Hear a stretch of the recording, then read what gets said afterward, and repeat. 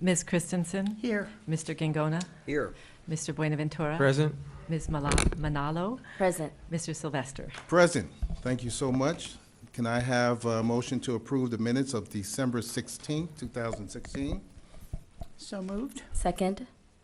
All those in favor, say aye. Aye. Okay, the minutes have been approved.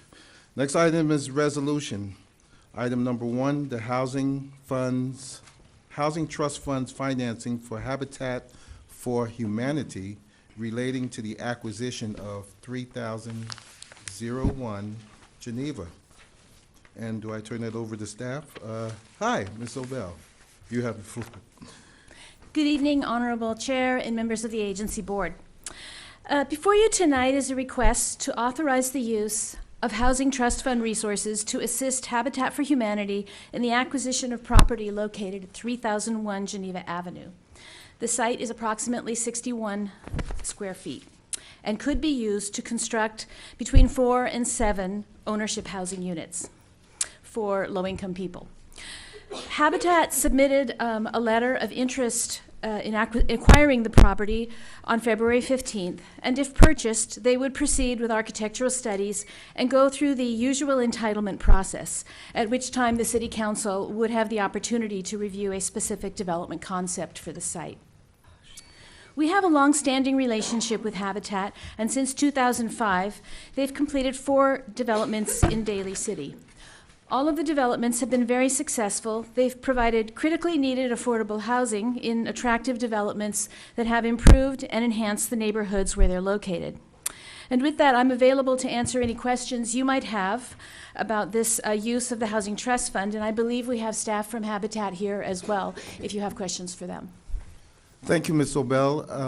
Council members, anyone have any questions? No questions. I just have a comment that I've been here for a long time in Daly City and been active at a number of the Habitat sites, either welcoming new neighbors in my neighborhood or actually working physically on helping to build the buildings.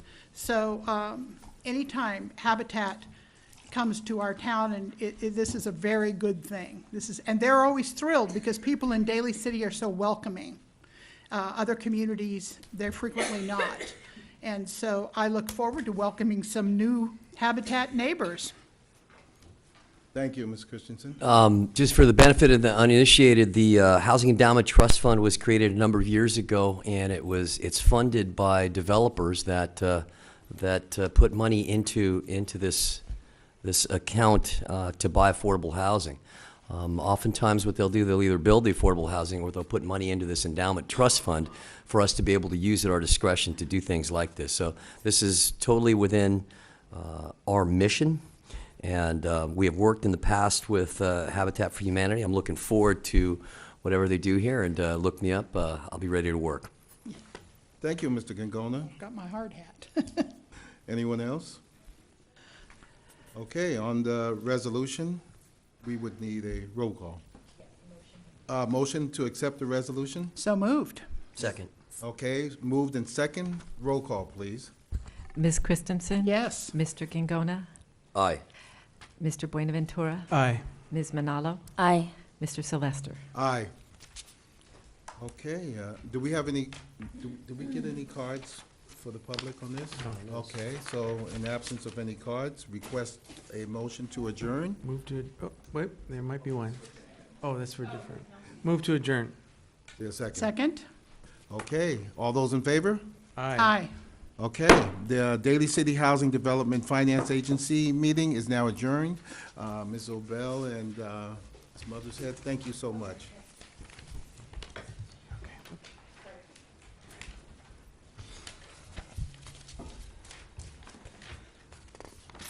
I just wanted to advise the public that the special meeting study session will be moved again. We are doing the best that we can, but we haven't forgotten, so that will be moved to a later date and time. We will now proceed to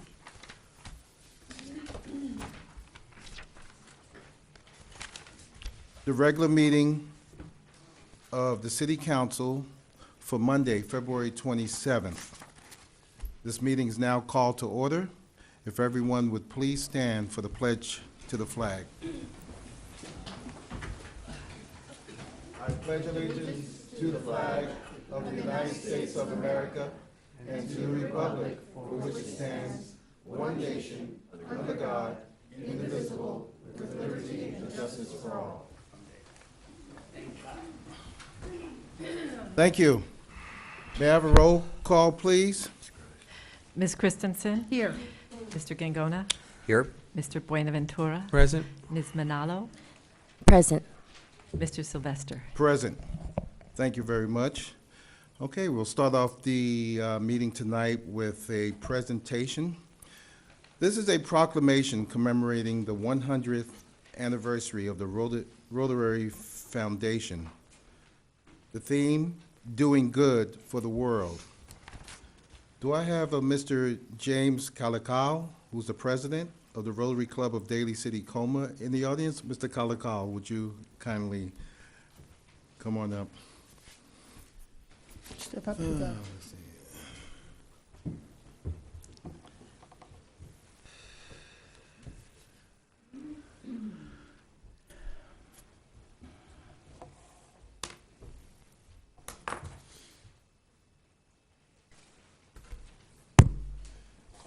Mr. Calical, how are you this evening? Very good, sir. All right, thank you so much.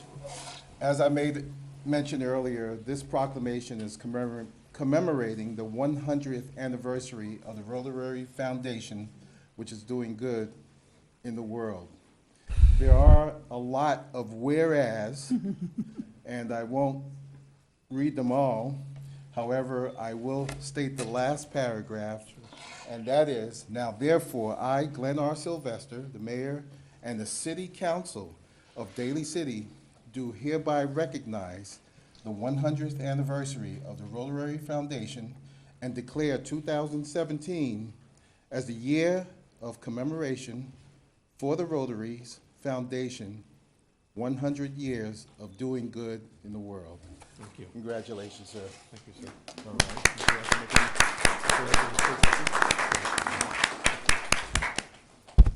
I'd like to thank, on behalf of the Rotary Club of Daly City, well, first of all, my name is James Calical. I'm the president of the Rotary Club of Daly City. And on behalf of our club, I'd like to thank Mayor Sylvester, the Vice Mayor Manalo, Council Members Buenaventura, Michael Gangona, and Judith Christensen for honoring us today. The Rotary Club of Daly City is a group of professionals, business owners, church laity, and educators who have joined Rotary International in order for us to serve the community. Last year, our project was the Color 5K Marathon, which was a fundraiser that was held last October at Westboro High School. This year, our project is the fundraising of installation of fitness equipment next to the Dolger Senior Center at Lake Merced. Excellent. And so we are a young club, newly chartered, and our vision for the next coming years is service to the community of Daly City. And I want to thank you for honoring us today. Thank you. Thank you. I got a question for Mr. Calical.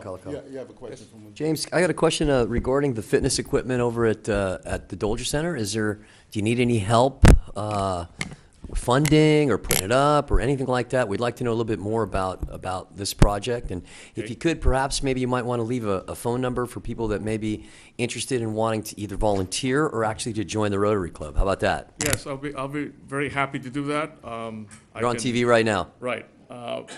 I can leave a phone number. Yeah, that'd be great. My number is 650-438-3958. A little bit of some background behind this. The reason why we came into this project is that we realize that when adults and families go to these parks, usually they have, the children have all the slides, all the different equipment to work with. But sometimes we don't really have anything for the adults. And so I have a border, some illustrations here that I'd like to just bring up real quick. That'd be so great. everybody You can know, see this it. is an issue that I've been interested in for many years. Fitness parks in Daly City, and so if you've got something you want to show us, I would love to see it. Nice. Have this up here. Okay. We'll stay later if you want to have any more information. Great. But going back to our vision. maybe leave that up here. We have been working with the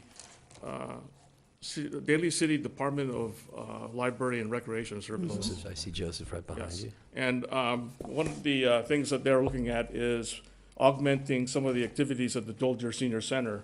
And one of those activities that they had proposed years ago, although there was a lack of funds, was perhaps installing some adult fitness equipment. Yeah. As illustrated in our display here. And we are trying to raise funds, and some of the assistance that we may need would be certainly some of the engineering studies of the site. It's a very small location, it's a very small site. And all we just need to know is that if we do purchase these machines using the funds that we raise, to make sure that we're not creating more costs, No. because of site problems and drainage. And and I'm all sure that stuff. before you went forward with this, that Joseph already knows all. Joseph, you're Yes. fully aware of Yes, Joseph What- Curran. the idea is with Right. with the full faith and credit and support of our engineering staff, whereas if we do get these pieces of equipment, that we can assist in putting them on. It's- We've done that before, right? Okay. So the project is, I would say it's still in its infancy, and there are probably gonna be some issues that we're gonna have to resolve. It may be that we may even have to change our direction as far as how we would assist the department. And so, Well, we so always anyway, accept cash. It looks like you have $5,000 towards your $44,000. Yes, we raised, first of all, we were able to receive a grant from Greenfield, which is the manufacturer. That's But great. it would be a cost share, meaning that if we were to raise additional funds, then they would give us the grant. The other amount of money was the amount of money that we raised during the Color 5K Yes. marathon run, which was well-received last October. So we're working towards raising a little bit more funds, and when we're actually ready to purchase some of the machines, maybe Yeah. as a trial basis, then maybe we can probably start looking at some of the engineering issues. Well, I just don't tell you Feasibility. personally that as you go forward, please rely on me for any kind of assistance. This is something that, is very near and dear to my heart. I think that fitness for elderly adults is something that we don't pay attention to enough. And if there's anything that I can do in my official capacity here or in my personal capacity as a volunteer, please let me know. Thank you. And I'll be staying here in the chamber if anybody needs some more information. Great. Thank you. Thank you. Great, any, Vice Mayor? Sure. Thank you so much. I was actually able to attend the color run and saw just how it was intergenerational Yes. and really brought out families and also just young people to be more healthier and bringing that in a fun way. So thank you for that. Oh, you're welcome. You're welcome, Vice Mayor. I'd like to thank Mr. Gangona for bringing this up, because had you had not mentioned anything, we would not have seen that board. Yeah. Thank you so much. You ought to be proud of it. And, I just got this board, and take a look, and, Right.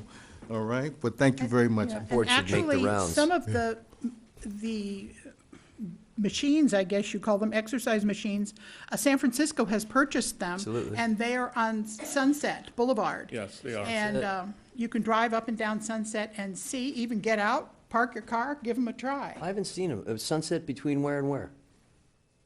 If you remember. Well, I'm just curious. I haven't seen between my drive- house and my hairdresser. the upper or lower part. All right. Because I haven't seen them. I have seen one of these before, though, in the marina. South of There's Judah. there's a group of them in the marina that they put right there, and it's just like an adult playground. Yes. I've taken pictures there. But yeah, good luck. All right, thank you. Thank you, Mr. Thank Kalakau. All right, next item on the agenda is a proclamation, March 2017, Women's History Month in Daly City. And it would give me great pleasure to call up Ms. Leslie Payne.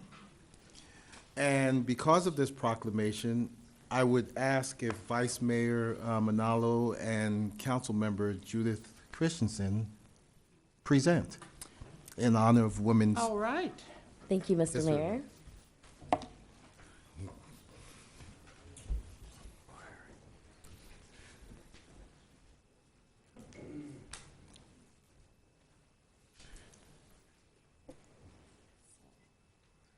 So, in honor of Women's History Month, thank you for being here. And it's so important to have something for women in our city, and also just honoring the service that many of the leaders that have paved the way. And so thank you for continuing this tradition in Daly City. We all know that it's been obstacles in the past where women could not vote in the past, and there's a constant struggle for equity for women. So thank you for this. I'll go ahead and do the end of it here. Okay.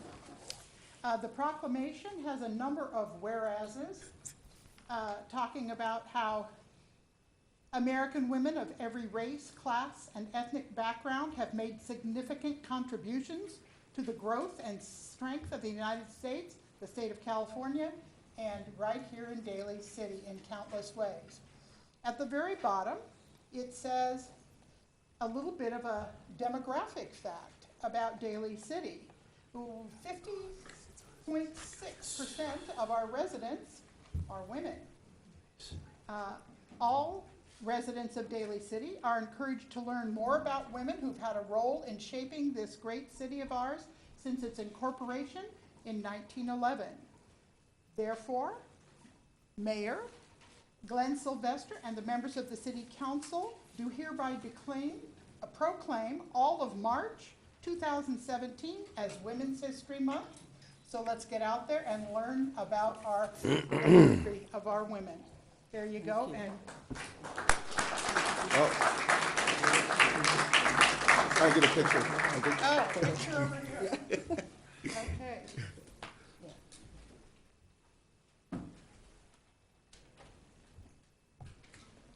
All right. Thank you. Thank you very much.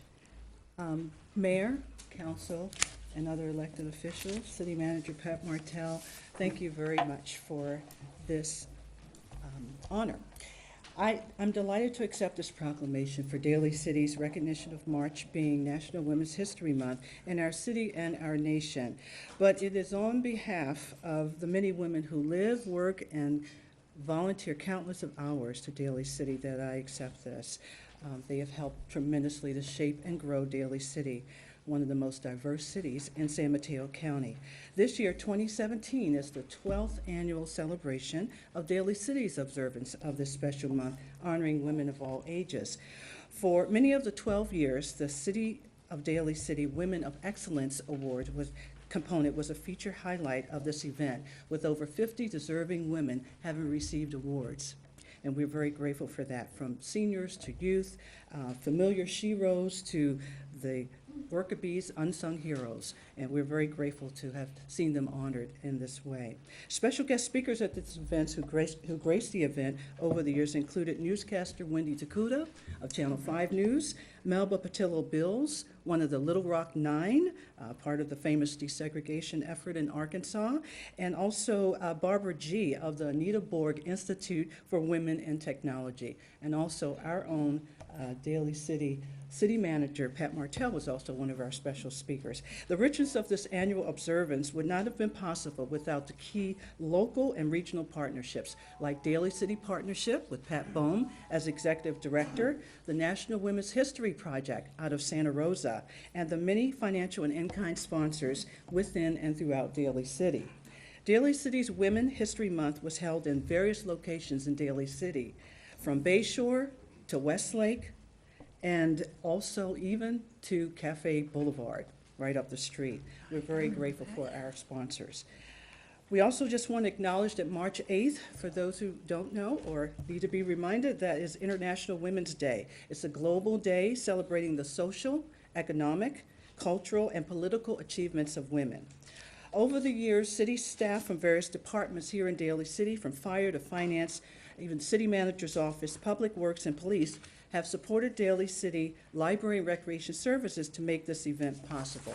It is no way it can happen with just one or two people. It was all hands on deck. What was very special about this, people gave above and beyond their normal work duties to help with this event during lunch hours as well as after hours.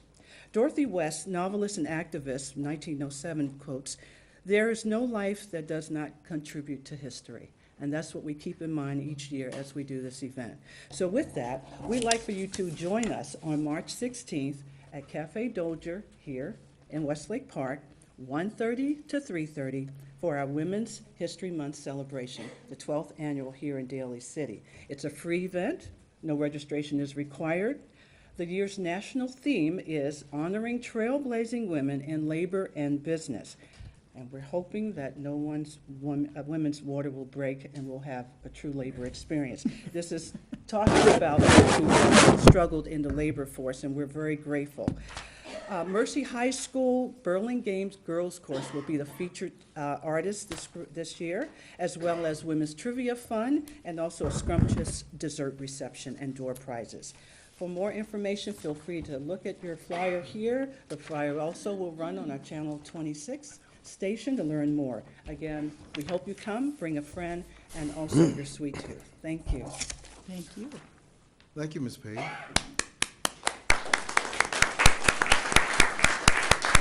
Hey, you left your proclamation up there, did you? Sure did. I can see something. Thank Oh, you're welcome. Thank you so much. All right. Next item on the agenda is the approval of minutes.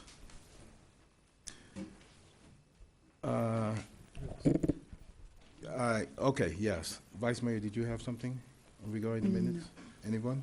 I'd like to make a motion that we approve the minutes of February 13th, 2017. All right. I'll accept the motion, but before okay, we have a second. Discussion. I do have. Yes, Vice Mayor. Yes. I do have an amendment for the minutes.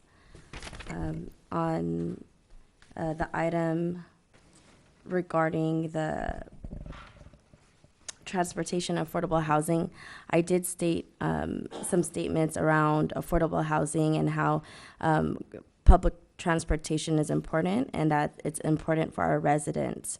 Due to the crucial need for affordable housing, and the loss of redevelopment agency as a resource, I did notate that or said that on, and it's not reflected in the minutes. And so I'd like to have that reflected in the minutes. I think that, you want to go first? Yeah, Yeah. please. So perhaps there's some misunderstanding about how my office does the minutes. Mayor, if you don't mind my explanation.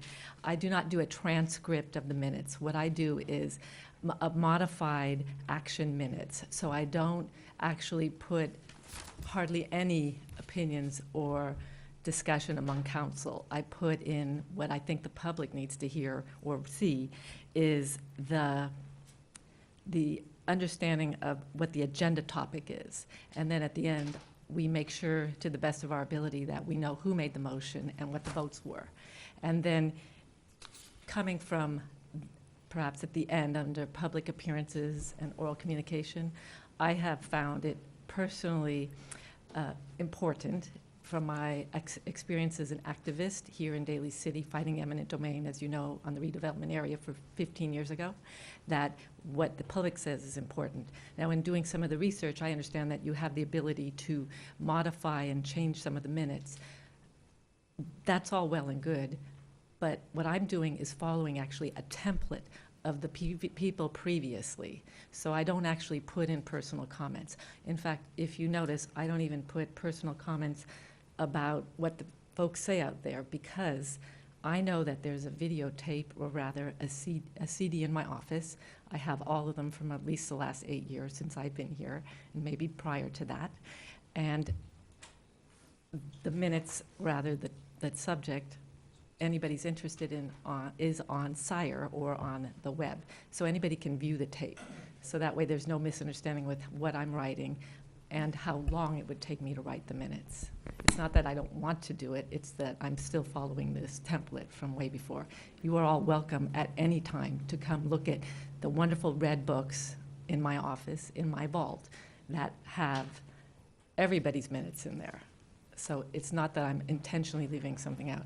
So I can reference what you said, but it's not what you're going to get the rest of your term here. Well- because that's not what I do. Mr. Mayor, I think a council member, it is within their right and prerogative to correct the minutes as they see it. And if there is an issue about whether or not it's correct, that can be litigated later. But procedurally, if a council member makes a motion to amend the minutes and it's seconded and it passes, that's the procedure and that's the law. I understand you may not want to include everything, which I completely understand, but it is, if a motion is made and passes, it must be done. And there is no wiggle room around that. So I'm not against or for corrections. It's the amendments that add additional things that council says. It's going to, it's rather time-consuming, and it's not what I have done in the past. but And I I don't- didn't say I wouldn't do it, I just said it's not what our office has traditionally done. I understand you might have a distinction between a correction and an amendment, but if a council member decides that that amendment should be included, and it's voted on and it passes, it must be followed. I mean, there's no way around it. You can play with the distinction, it's really an amendment or it's really a correction, but regardless, once it's voted on, it's been decided. Excuse me, I'd like to make a comment. Every single person has access to the videotape that not only, it's right on you go on the city website, link on the agenda, click on the video, and not only do you hear the words, you see the raised eyebrow, the rolled eye, the enthusiastic smile. You get every nuance of what a person said. That document, that video is there forever. So rather than having us fight over whose words get to be in there in the written document and waste the city clerk's and her staff's time doing this, the ultimate recording of what happened is on that video. I want to bring up the point that the city clerk's office has a reduced staff. I know some of you have not been here that long, but they are down one person. They have also added to their workload doing passports. In the beginning, before Ms. Hipona was here, they brought in about $40,000 doing passports. They now bring in well over $100,000 to the city's general fund by doing not only their state mandated work, but by doing passports.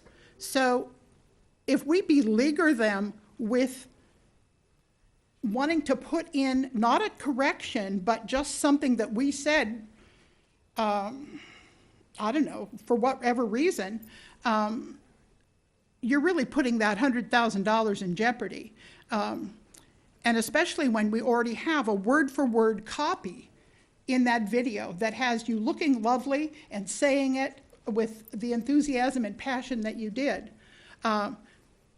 Because then it becomes a battle of who's going to get the most words in the minutes. And I just don't think that's a good use of our city resources. I know you probably feel differently, but I think serving the public is more important than aggrandizing ourselves and what we say up here, especially when there is a word-for-word total documentation that's permanently available. So that's all I have to say. Any further discussion? Yeah, I'd like to respond. You have a rebuttal. Yes. Okay, go ahead, Vice Mayor. No. I think it's important to have, and it's our dialogue written in there. And so as a new council member, then that's why I've noticed that, in the past minutes, I'm making an amendment because there is some dialogue, and I know you said you could look at the video or whatnot, and it's not reflected in those minutes. And so it's pretty clear. It's just stating to document, what was said during the meeting. And so I'm not trying to put more work on you that's not my intention. I think it's around transparency and letting also folks know what was said on here. So thank you. All right, you have something else? No, I was just gonna, with her amendment, I move that we approve the minutes as corrected by her amendment. Okay, well, according to Robert's Rules of Order, we have to first amend your motion before we can go on to yours. But before we do that, let me make a comment. What has been done before in the past and what is done today is entirely different. Times have changed. Not everyone has access to a computer.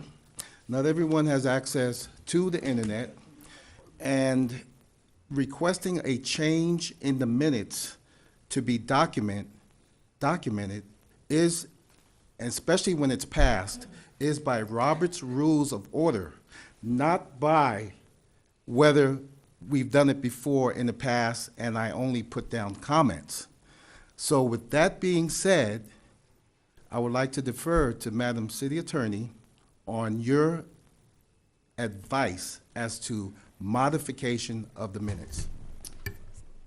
So the discussion around the minutes in terms of what's required around the Brown Act, there is no requirement for minutes. However, the municipal code does give the discretion to the city clerk to provide summary minutes. That is actually codified in the code. However, to the extent that an individual council member would like to have an amendment requested by the city clerk may put that as part of the minutes or may reference in her minutes rather than have a complete transcript as an addendum that in this particular example, Vice Mayor would like to have an amendment. What are these particular amendments? Her minutes will reflect that Vice Mayor Manalo will have this amendment and reference that, but not necessarily have full transcripts of the minutes. So the minutes will reflect that amendment was requested. However, it'll be referenced in the minutes as opposed to having individual full dialogues as part of the minutes. Because the assumption is that the city clerk is the keeper of the minutes, and essentially all that is required under the municipal code is that she provides summary action minutes. To the extent that each individual council member requests more, she can note that in her minutes and make that as a reference. So I just have a question, Excuse me, if that's okay. Point of order, please. The question I have of the city attorney is, what determines the length of the modifications as to what can be summarized? So the If we're talking about 1 or 2 lines as opposed to a complete transcript, which is 3 pages, which may seem unreasonable, what would basically come within the parameters of? So the parameters are within the discretion of the city clerk. So what is authorized is that the city clerk have action minutes and summary minutes. So to the extent that, for an example, a vote is done, Council Member Christensen or Council Member Gingona votes, she notes those in her minutes. There's no requirement for her to have additional comments that were made that pertain to those. To the extent that there may be a motion that's contrary, she may, as part of her summary, put that in. The idea in terms of transparency with regards to the code is that the meeting itself is recorded. So that is the record.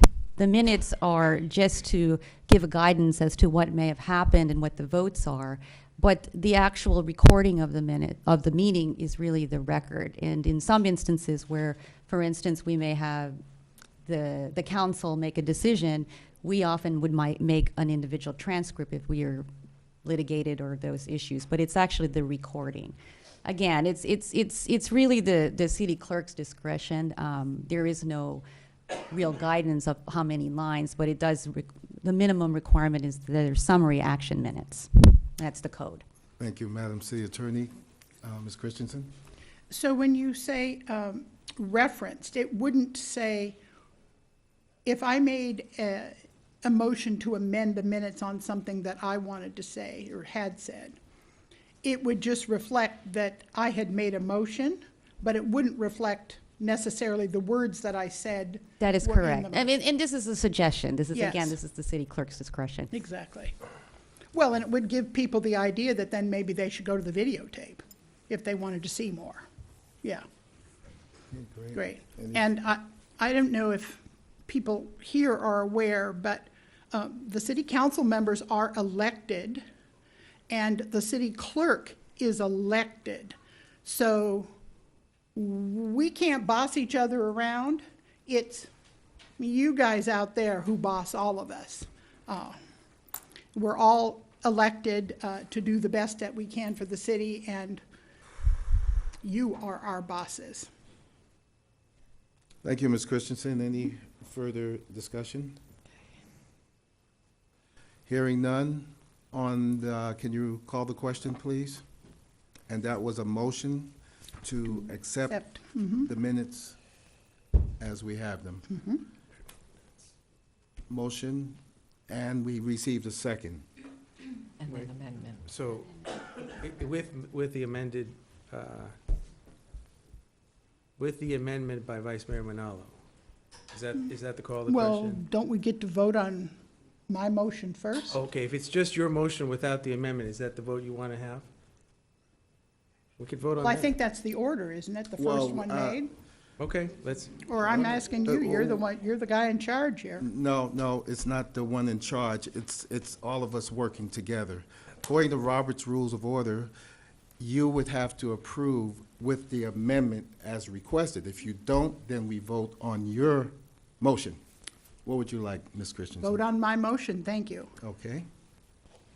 All those in favor of approving the minutes? or a roll call? Or is it, This is. Okay, okay.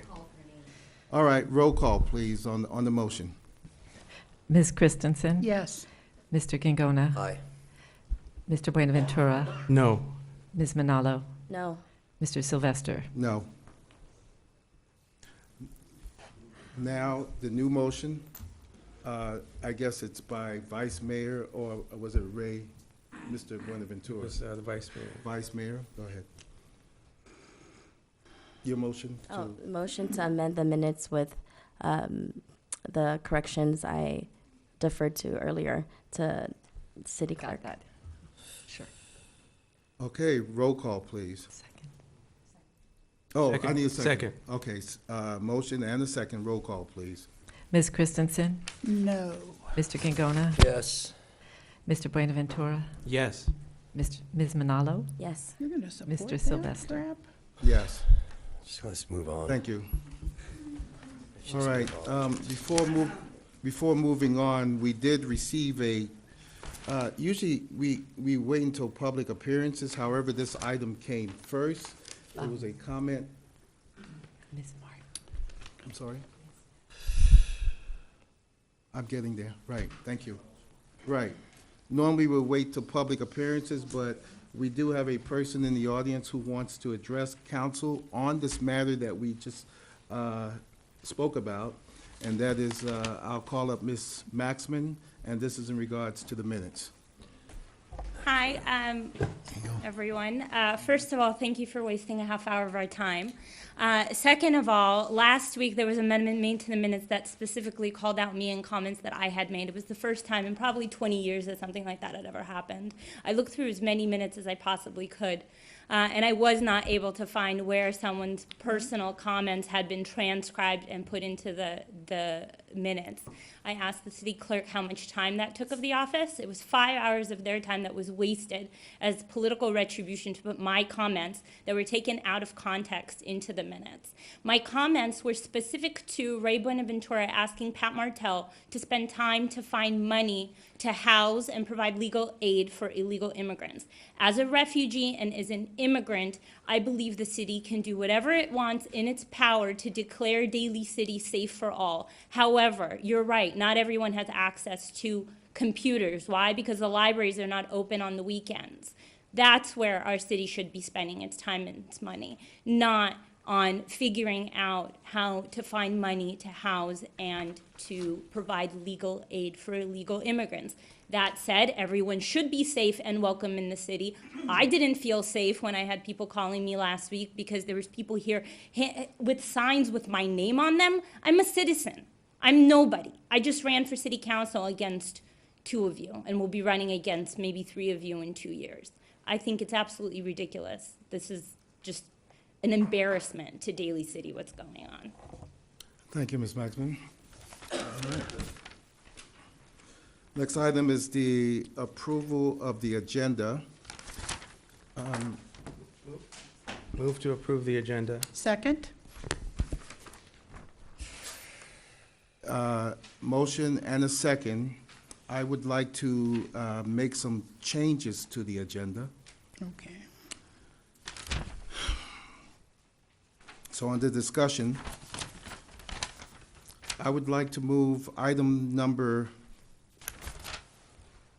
14, take it out of order and make that first, and split that into three subcategories of 14A, 14B, and the actual resolution affirming to support all community members irrespective of immigration status, 14C. So I'm requesting to move that item out of order. Through the chair? Yes. If, are we moving item number 14 before the consent agenda or immediately after the consent agenda under the regular agenda? That would be immediately after the consent agenda. So the question was on the approval of the agenda, and I'm referring to the agenda, which will follow the consent agenda. I second that. You second the change and Yes, move of order? yes. We don't need to. Don't need to okay. do that? All right. Okay, any further discussion? All those in favor say aye. Aye. Aye. Aye. Okay, item 14 will be moved up. Moving on to the consent agenda for approval. I would like to pull items number 1, 2, 3, 4, and 11. Other than that, I would, if anybody else would like to pull anything. With the exception of all those items you just enumerated, I'd move to approve the rest of the consent agenda. Second. Further discussion? All those in favor, say aye. Aye. Aye. Aye, thank you so much. All right. Moving on to the consent agenda, item number 1. Item number 1 deals with the accepting and appropriating of a $5,000 grant from the Daly City Public Library Associates. Now, the reason why I had asked to pull this item is I just wanted to let the public know that the Daly City Public Library Associates have really been an integral part to this city. With this grant that we are about to receive, the DCPLA has provided a total grant funding to Daly City in the amount of $133,000. Its initial goal was $100,000 for all the libraries. So this could not have been done without the generous support of members of the DCPLA and local service and organizations to this very worthwhile organization. So I would like to commend the Daly City Public Library Associates, and I would, unless there's any further discussion, I would request to receive the $5,000 grant under our consent agenda as noted. I would like to encourage people to become a member of the Daly City Public Library Associates and help in that battle to restore our libraries. Thank you. Any further discussion? Hearing none.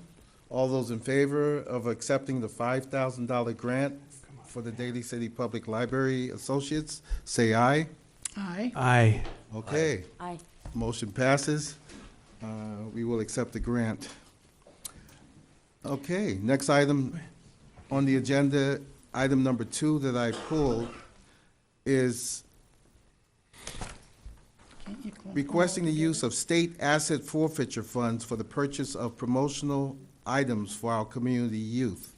And Chief, I guess you're going to represent staff on this one. I'm looking for my my question list. I didn't have it with me. I have to look it up. Go ahead, Chief.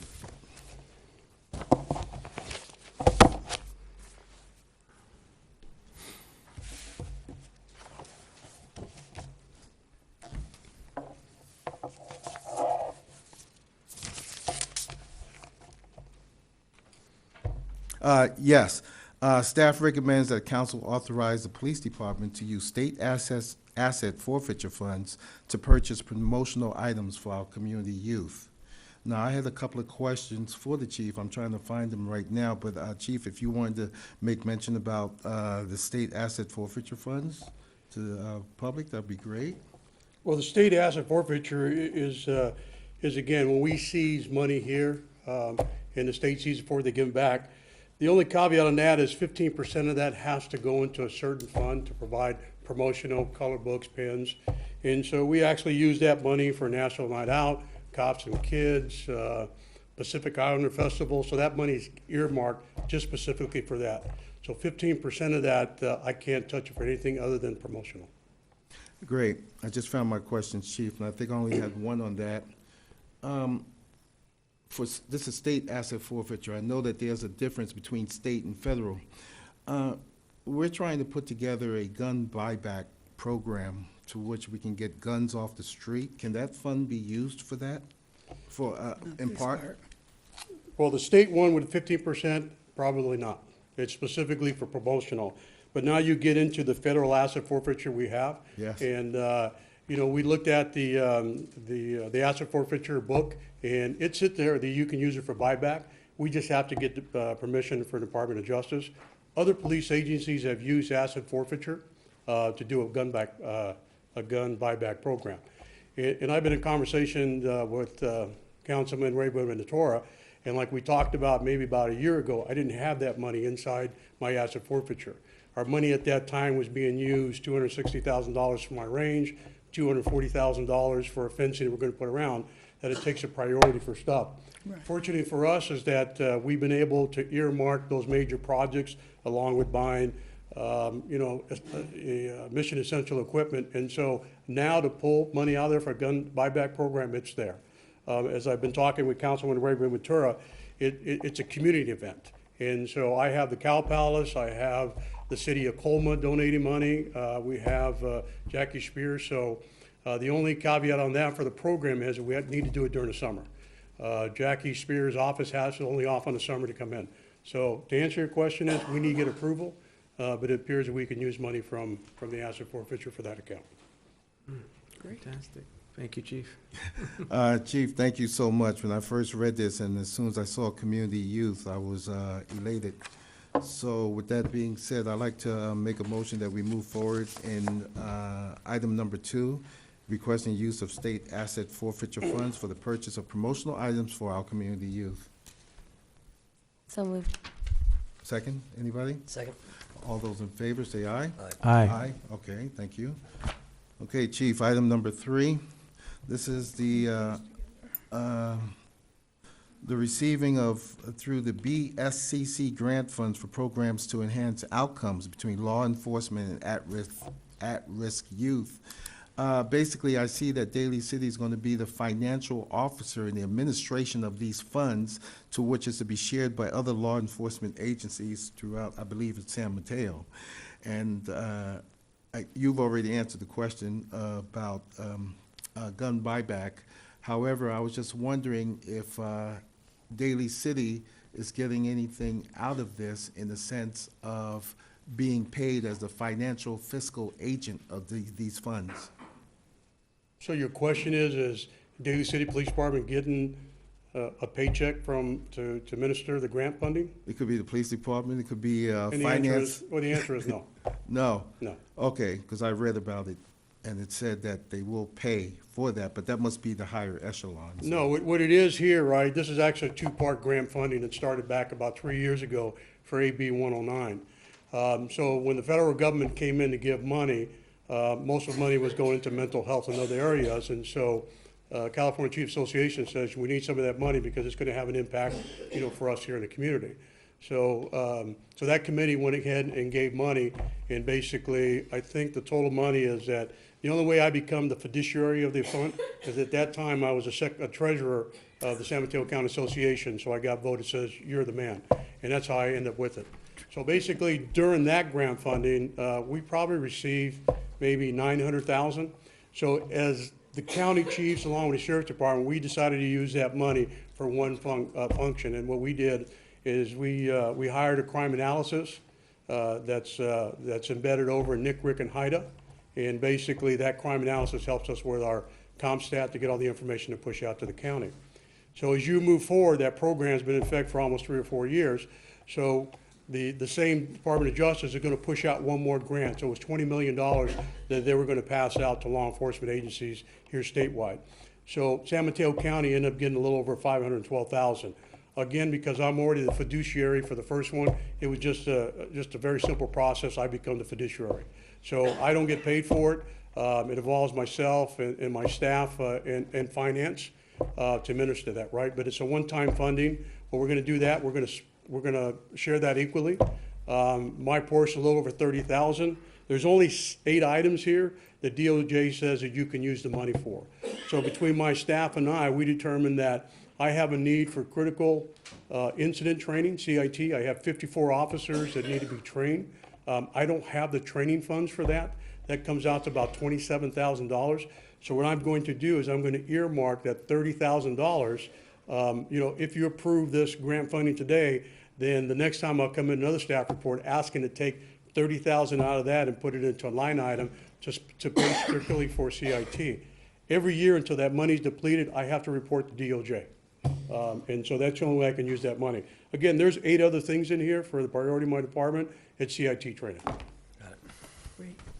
Thank you, Chief. Good luck with that. So request approval to approve the acceptance of the Board and State Community Corrections grant funds in the amount of $512,971 to be shared amongst various agencies, law enforcement agencies within San Mateo. So moved. Second. Is moved and second. All those in favor say aye. Aye. Aye, okay. Item number 3 passed.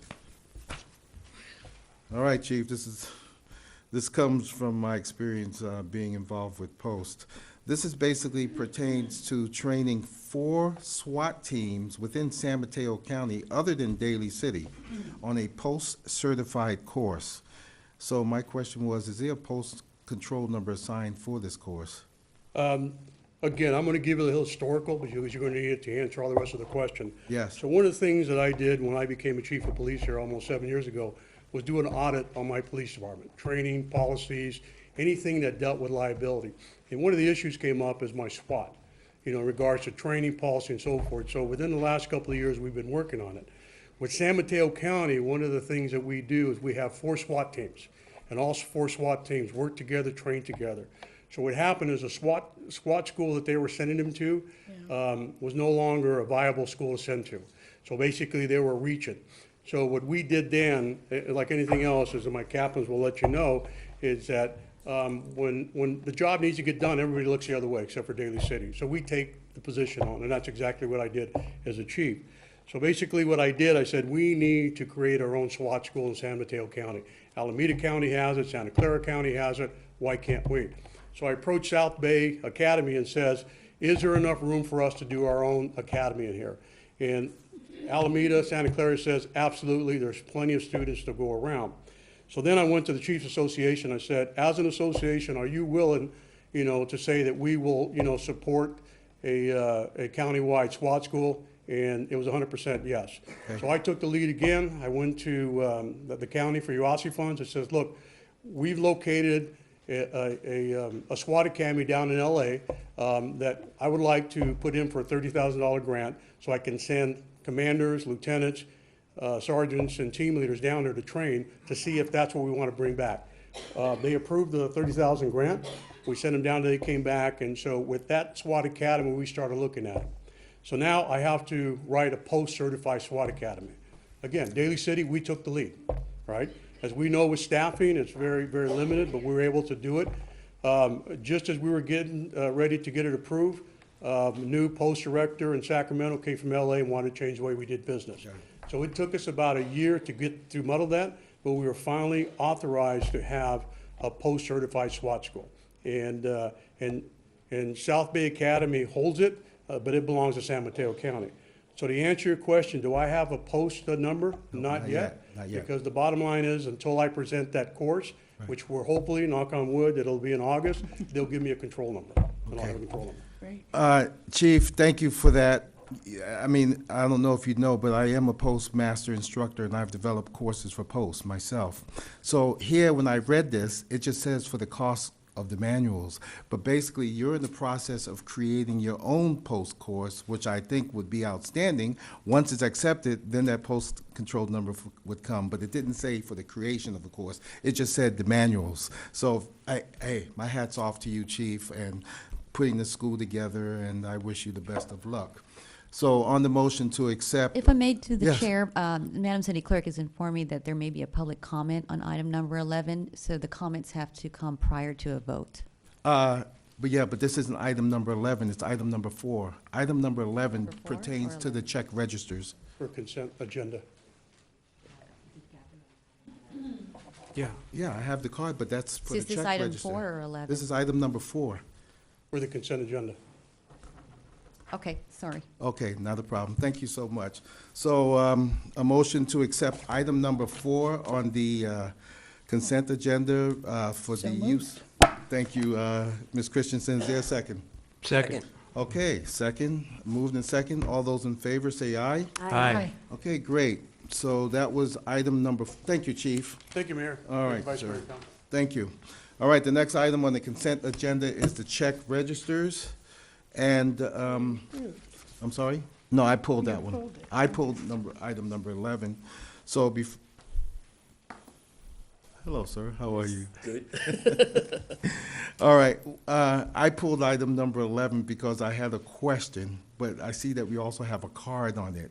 So before we open it up to public comment, I'll give my thoughts as to why I pulled 11. Now, I realize that Daly City has its expenditures throughout the whole gamut of different areas.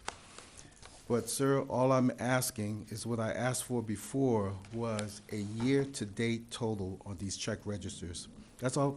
That's Yeah, all I we have. can provide you the year-to-date total for the check register. Thank you. That's all I wanted. That's why I pulled it. Okay? That's it. Thank you so much. Okay, we have a card on this item. I'll open it up to the public. Ms. Gabriella Maxman, item number check registers. Thank you. Hi, in looking at the check registers, I was a little concerned about some of these costs that over the last month we've spent between Office Depot and Amazon close to $5,000. And I think the public needs transparency to understand what these costs are for.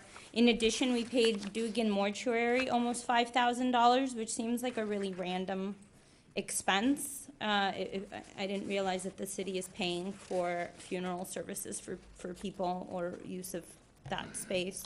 I think that the city can do better in explaining what these are. I've already asked for the chart of accounts. The codes are here, but they are non-descriptive. And I'll be paying much more attention to these as the months go by, and I think the city needs to be more transparent about where we're spending our money. Thank you very much, Ms. Maxman. Okay, moving on. So can I have a motion to approve the check registers, item number 11? So moved. Second. Moved and second. All those in favor say aye. Aye. Aye. Okay, the consent, that is the end of the consent agenda.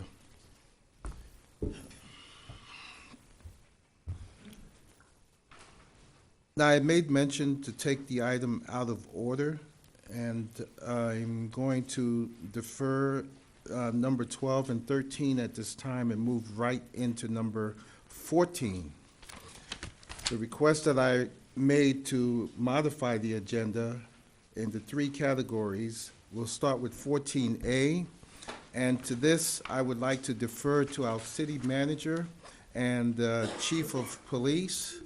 And this is to bring transparency to the community in an incident that you may have heard about, but I thought it'd be a good idea for we get further information on this. And Chief and Ms. Martell?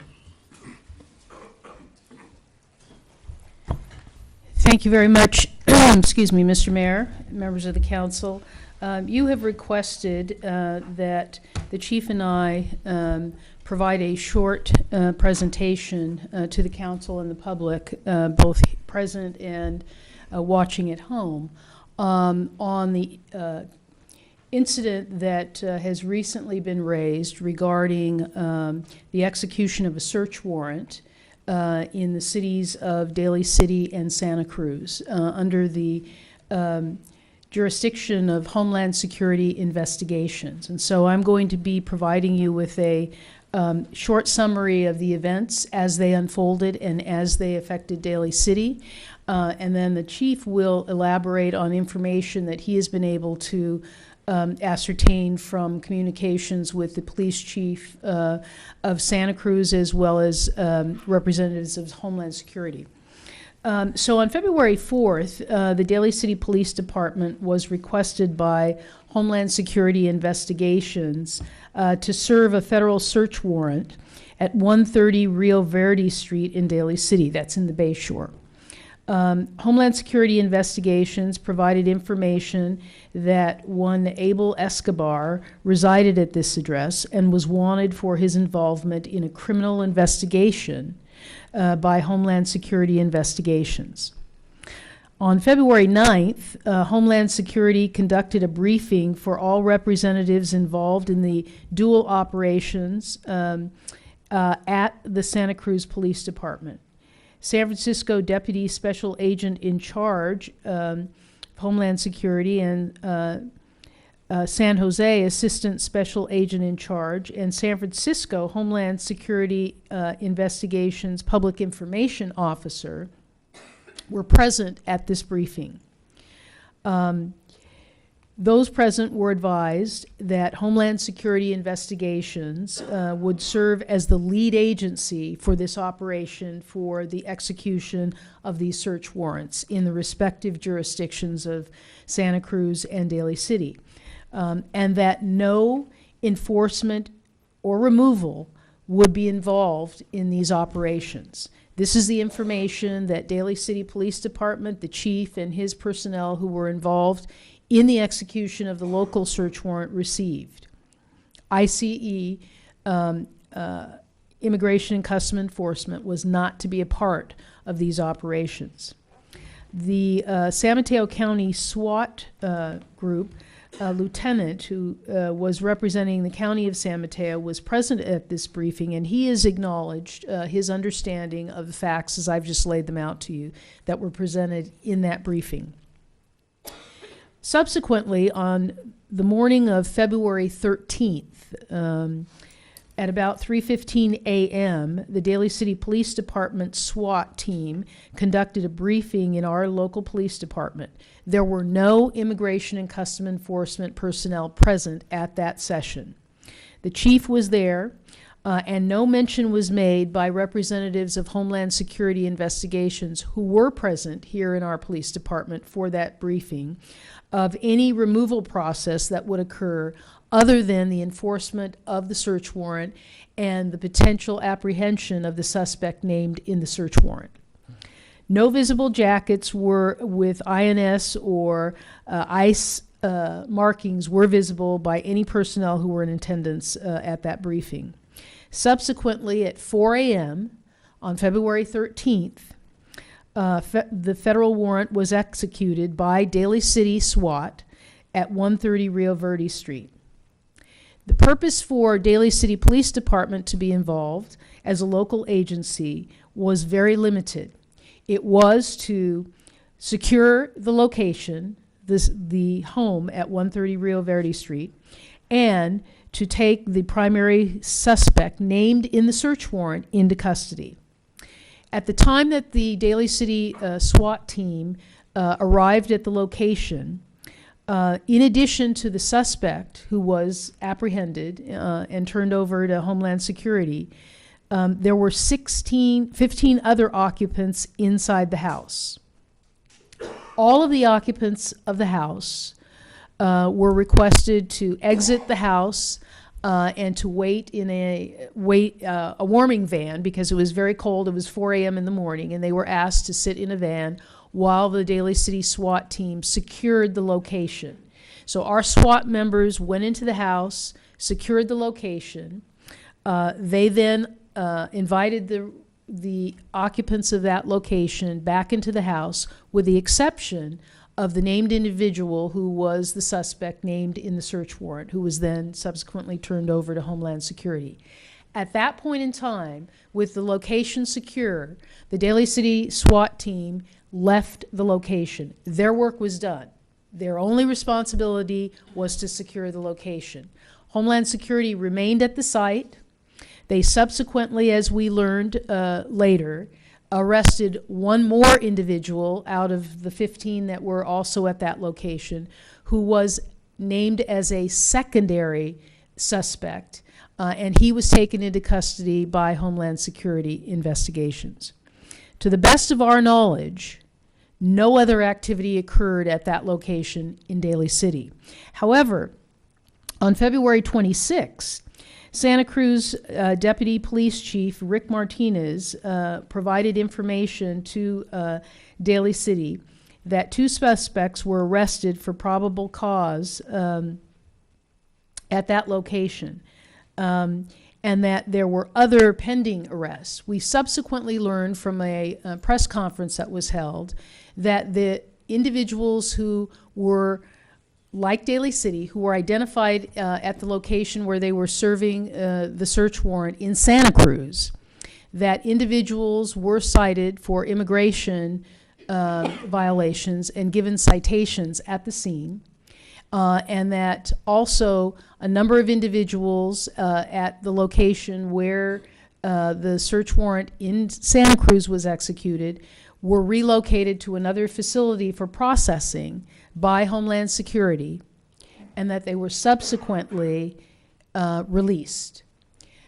It was a couple of individuals in that group who were relocated to another site in San Francisco, from Santa Cruz to San Francisco for processing, that then approached the Santa Cruz Police Department and made a complaint that they had been relocated for purposes of processing and subsequently released. And on the basis of that information, the chief of police in Santa Cruz held a press conference and indicated that he felt that the Santa Cruz Police Department had been the victim of a ruse by Homeland Security investigations, and that in fact their intent was not solely to apprehend suspects in a RICO investigation that was being conducted by Homeland Security investigations, but that in fact they intended to undertake immigration enforcement. Again, all that happened in Santa Cruz. To the best of our knowledge, it did not happen in Daly City.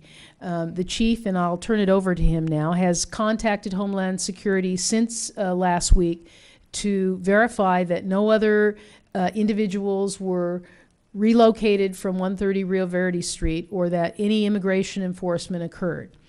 On a final note, I would like to tell the council that because of the nature of this kind of work, while as city manager I do have ultimate responsibility for what our police department is involved with, I have only the authority on a need-to-know basis determined by the police chief, depending upon the nature of these activities, to know about the details. So I was alerted about the search warrant execution on the morning of February 13th, following the execution of the search warrant. And that information, because I had no other prior knowledge that I've just outlined that we've subsequently put together for the benefit of this presentation, I was not privy to any of the details and did not pass on any of that information because this was strictly under the auspices of Homeland Security, and we were merely executing a search warrant, which occurs with some regularity in the city based on criminal activity. And I did not have any reason to believe that this action was going to be any different than any other search warrant execution. And I'll turn it over to the chief. Thank you, Ms. Martell.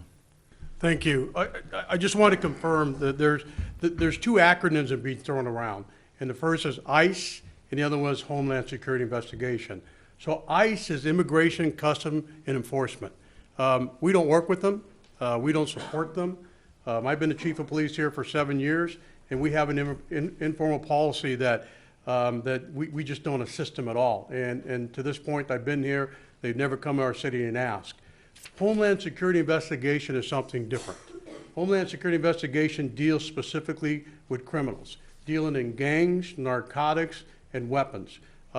Daly City, since I've been here, we have taken the lead along with Homeland Security on 2 major investigations dealing with MS-13, both of them homicides. And with their support, with staffing and finance and everything, we were able to make arrests and clear both homicides. So when we start throwing the words ICE and Homeland Security, it's 2 different things. What I do know for a fact, coming from Homeland Security, is that we did not have any ICE personnel here in Daly City. It was all Homeland Security. And when we served a search warrant, right, we do our due diligence. And our due diligence is this an ICE operation? And it was not. And we were able to verify that with the briefing they had prior to the search warrant. Myself and Captain Pat Hensley, who's in the back in charge of my SWAT patrol, we specifically went to the briefing. And we specifically, the Captain Hensley was telling me, I don't see any ICE here. We specifically that morning went in there when they did the search warrant, and we stayed outside again, looking for those things just in case. We didn't see it, all right? So the final thing for me is that I've been doing law enforcement for 34 years. As most of you know, I came from San Jose, and they had the same philosophy. We do not cooperate with INS. My community comes first. I was at the foreground when domestic violence laws first started coming out, and my community was afraid to respond because they thought they were going to be deported. We broke that fallacy up, and that's been our policy. And so for me, for my community, I can tell you right now, you know, I will never support ICE coming into them. We just won't do it. Homeland Security, now, case-by-case basis, because now we have to be specifically that there's not going to be any enforcement or removal orders at the scene. For Homeland Security is that we did take 1 body in custody that they were looking for, and we were advised later on that they did take a 2nd person in custody because he was associated to the RICO investigation. So we knew that 2 bodies had taken out from that house during that day. As at this point, we have no other information that there was a total of 16 people inside, men, women, and children, and everybody was left at the scene except for the 2 that were transported down to San Francisco and processed. Mr. Mayor. Chief, are you done? Yes. Okay, thank you. Mr. Brendan Ventura. I just wanted to make the record clear. So when the meeting occurred in Santa Cruz amongst the federal agencies, including the local police there, Daly City Police was not involved in that meeting in Santa Cruz. Is that right? I'm sorry, the Daly City was not involved? Right. Daly City did not attend the meeting in Santa Cruz where people were being briefed on what was going to go down in Santa Cruz. No, we were not. Okay. And also, just to clear the record, when the 15 or 16 individuals in Daly City were escorted securely to a warm van, they were not asked their immigration status. Is that correct? That's correct. They were not by Daly City Police Department. Okay. Thank you, Chief. Mr. Mayor, I also will reconfirm what the chief has also said to you previously, that in the 18 years that I've been with Daly City, to the best of my knowledge, there has never been any kind of cooperation with INS or ICE in any kind of immigration action. And I was talking with Captain Gamez, who has been with the city's police department for 27 years, and I asked him specifically, during your tenure in the police department, have you ever been aware of the Daly City Police Department cooperating with INS or ICE in any kind of immigration enforcement? And his response to me was absolutely not. So what I have told the council previously on the issue of Sanctuary City, which we're going to be talking about and potentially supporting a resolution affirming our support for our immigrant community, it is not the philosophy of the department nor my management of the city that we would cooperate in this way, because we believe that the richness of this community is the diversity that exists here, And we don't in any way discriminate against people for services based on their immigration status or any other form of discrimination based on race, religion, gender, sexual orientation, nothing. We provide services equitably to every individual and family living in this community without requesting information demonstrating their immigration status. Ms. Martell and Chief, thank you so much. You know, I ask for this because the community needs and wants this information, and they ask for transparency. All too often, we get misguided in the sense of two sides saying something, whether it's children crying when they're going to school, whether it's the police or even medical. The better and the sooner we can get the information out to the public and assure them, like tonight we talk about Cops and Kids Day, it's all about getting out that information, and we can't do it alone by ourselves. We all have to come together and do it.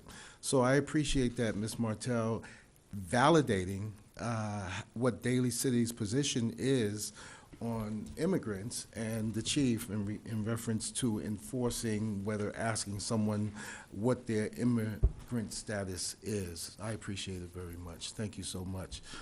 Do we have any further discussion from anybody else here on the council regarding this? See, this is kind of like a three-prong approach here because, Ms. Martell, if you would stay there. We're about to finish with this item 14, which is to include the resolution. And thank you, Chief. And Thank you. the next item, 14B, is going to address a letter that we received from Assembly Member Phil Ting, and we just got it this afternoon. And I had asked if we can share this with the public who is here this evening. Ms. Martell, would you kindly? Yes. So actually, Mr. Mayor, we have gotten a couple of letters. Oh, okay. Obviously, an overarching one is a letter of support from our Assembly member, Phil Ting, who wrote a letter today to the mayor and council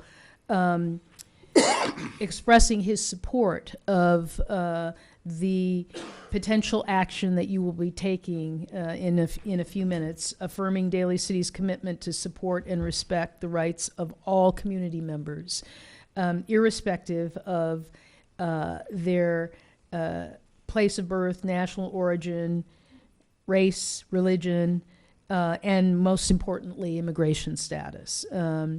He expressed his concern, especially because he is the son of immigrants, and he knows what it is like to be from a family of immigrants, and so he understands, particularly because he represents this community, how important it is for people to feel safe, to feel secure, and to know that their community supports them.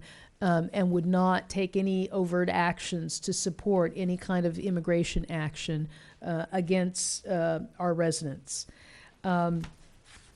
He also indicated that the state legislature passed House Resolution 4 last December, which he co-authored.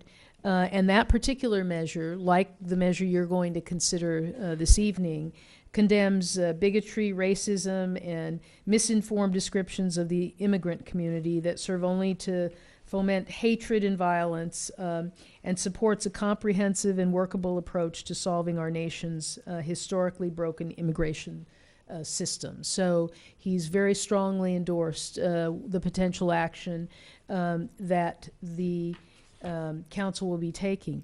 In addition, I did receive a letter from the Peninsula Family Service, and for those who are not aware of Peninsula Family Service, they receive support from the City of Daly City for their preschool program in support of children in our community and their families.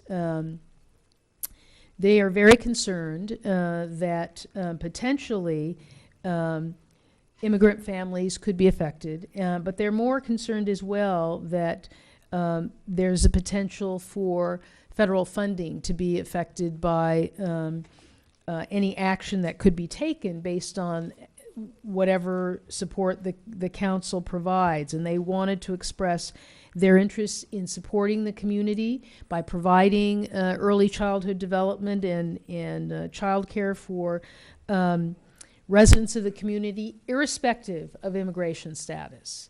And they're hoping that that we are able to work successfully to ensure that we would not lose federal funding that could jeopardize the programmatic funds that serve the immigrant community, like those funds that serve their clients at Peninsula Family Services child development centers throughout Daly City. And they have several of them throughout the community. We also received a couple of notes of support via our website, and people wanted to express to the council their support for moving forward with some official statement about support for immigrants in Daly City.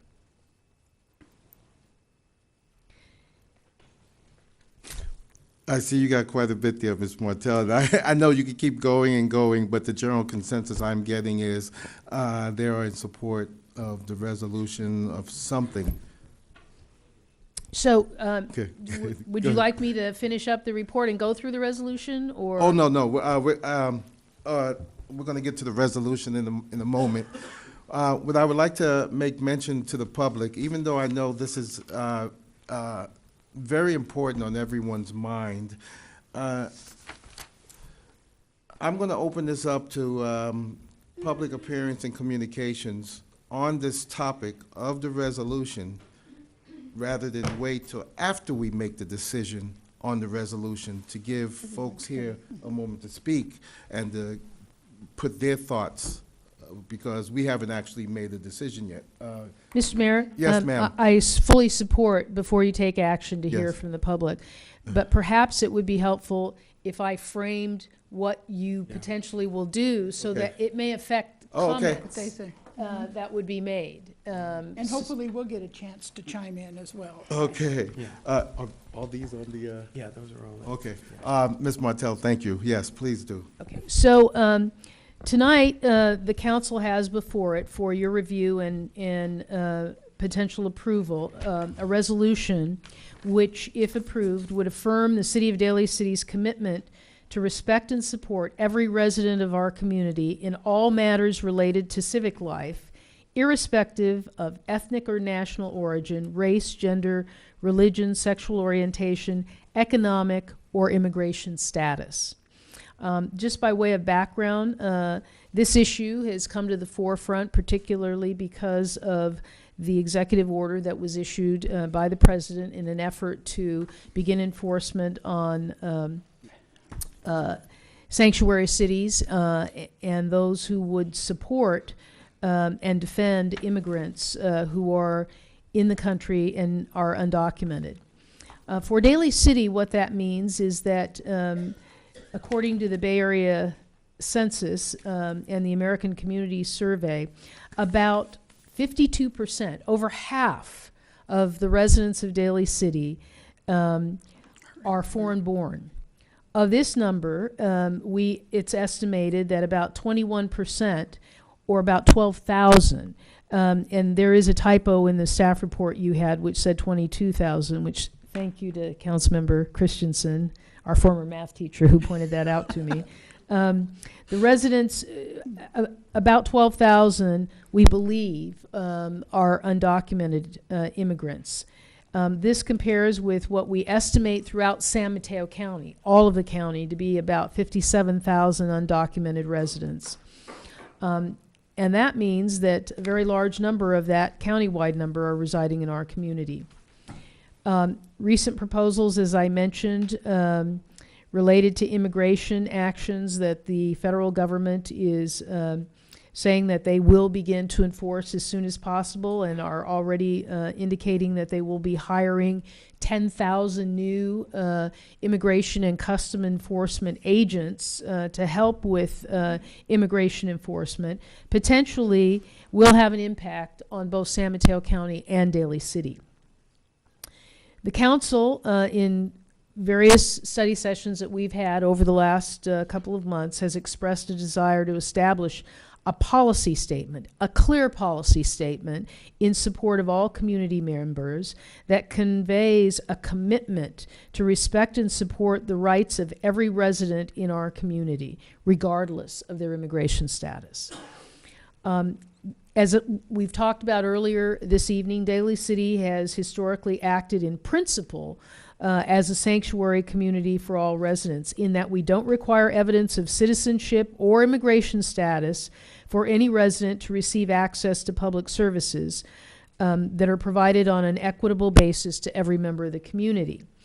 The police department does not assist or support the work of federal agencies engaged in immigration and customs enforcement, or gathering or releasing information of any type that related to our residents that would be passed on to any other agency. The Daly City Police Department is funded to engage in local law enforcement, not the enforcement of federal immigration policies. So the council requested that I present a potential resolution for you that would express the city's commitment to support and respect our diverse community, and that would continue to uphold the principles that have historically guided the growth of our community as a welcoming place that embraces individuals and families of all backgrounds, irrespective of their immigration status.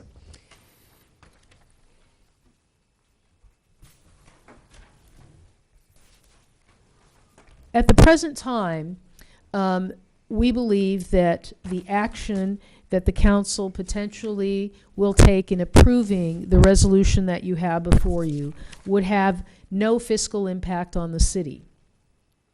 However, the federal government has threatened to eliminate federal program funding for jurisdictions that are found to be in violation of immigration laws. We don't enforce immigration laws, and we don't believe that we would be found to be in violation of immigration laws. But to the extent that the president makes good on his threats to all cities across the country that have taken action similar to what you are considering tonight, and some who have gone even farther by being designated as sanctuary cities, the potential exists that federal funding that we receive for programs like block grant, federal highway funds, one-time funds for public works projects that have been built throughout the city could potentially be jeopardized. But we believe that the language in the resolution that has been presented to you, which is consistent with language that San Mateo County has approved in a similar resolution, is within the parameters that allows us to do what we do in providing services to all residents on an equitable basis and to serve everyone, regardless of immigration status, would allow us to move forward without potentially jeopardizing funds. That issue will be the subject of court cases that have already been raised. The city of San Francisco has sued the federal government regarding this issue. And I believe that that will determine what, if anything, will happen to those cities that have taken a stand similar or even more stringently on the issue of protecting immigrant rights.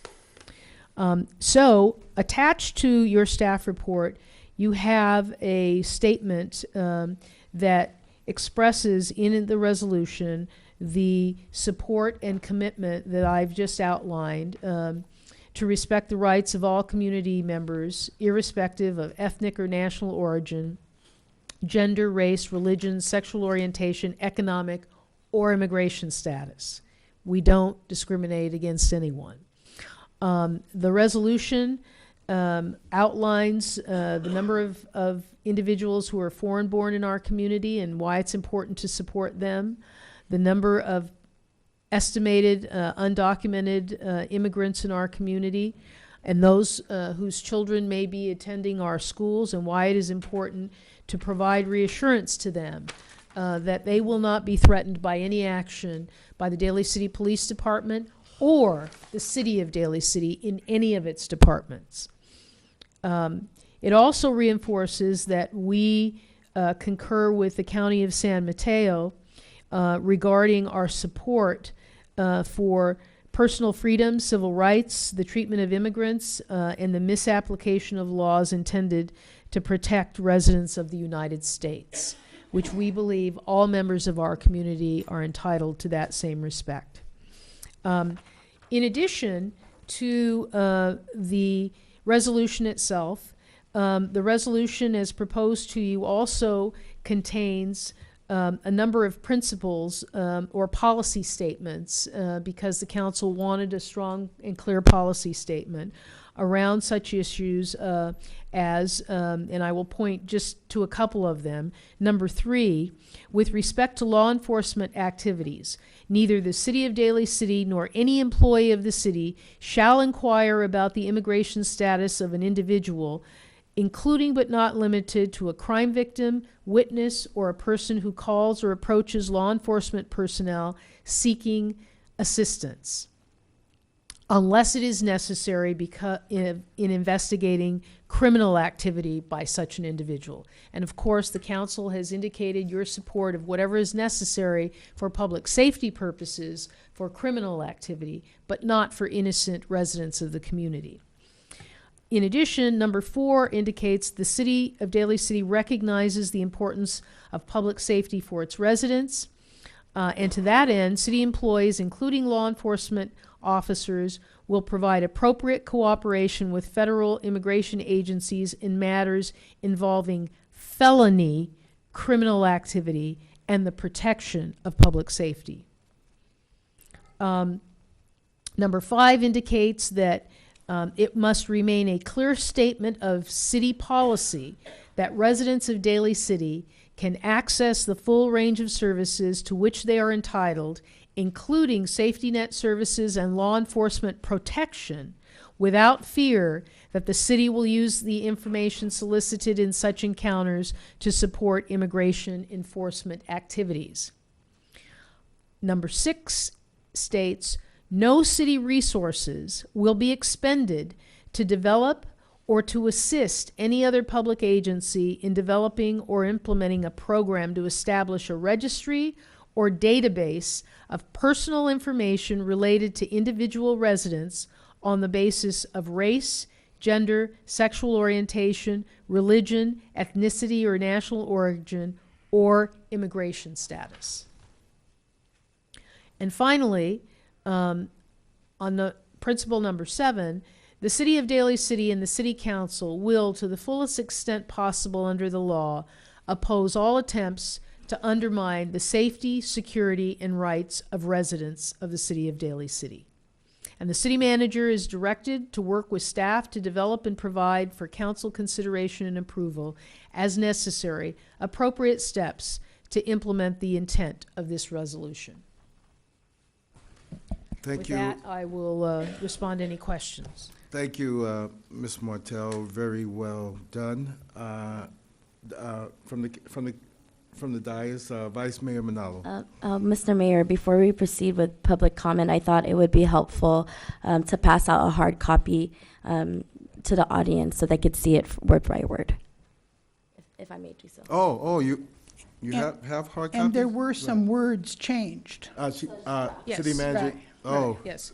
So the resolution is draft, and there were a couple of changes to the language on principle number 4 and principle number 6. Thank you. All right. While those are being passed around, I do have some cards on this item number, and I'd like to begin by opening it up to public comments. And then we'll get to go after. And then we'll get to go after. And please limit your comments to 2 minutes please, because we have a lot, and it's like just got another one. All right. Here we go.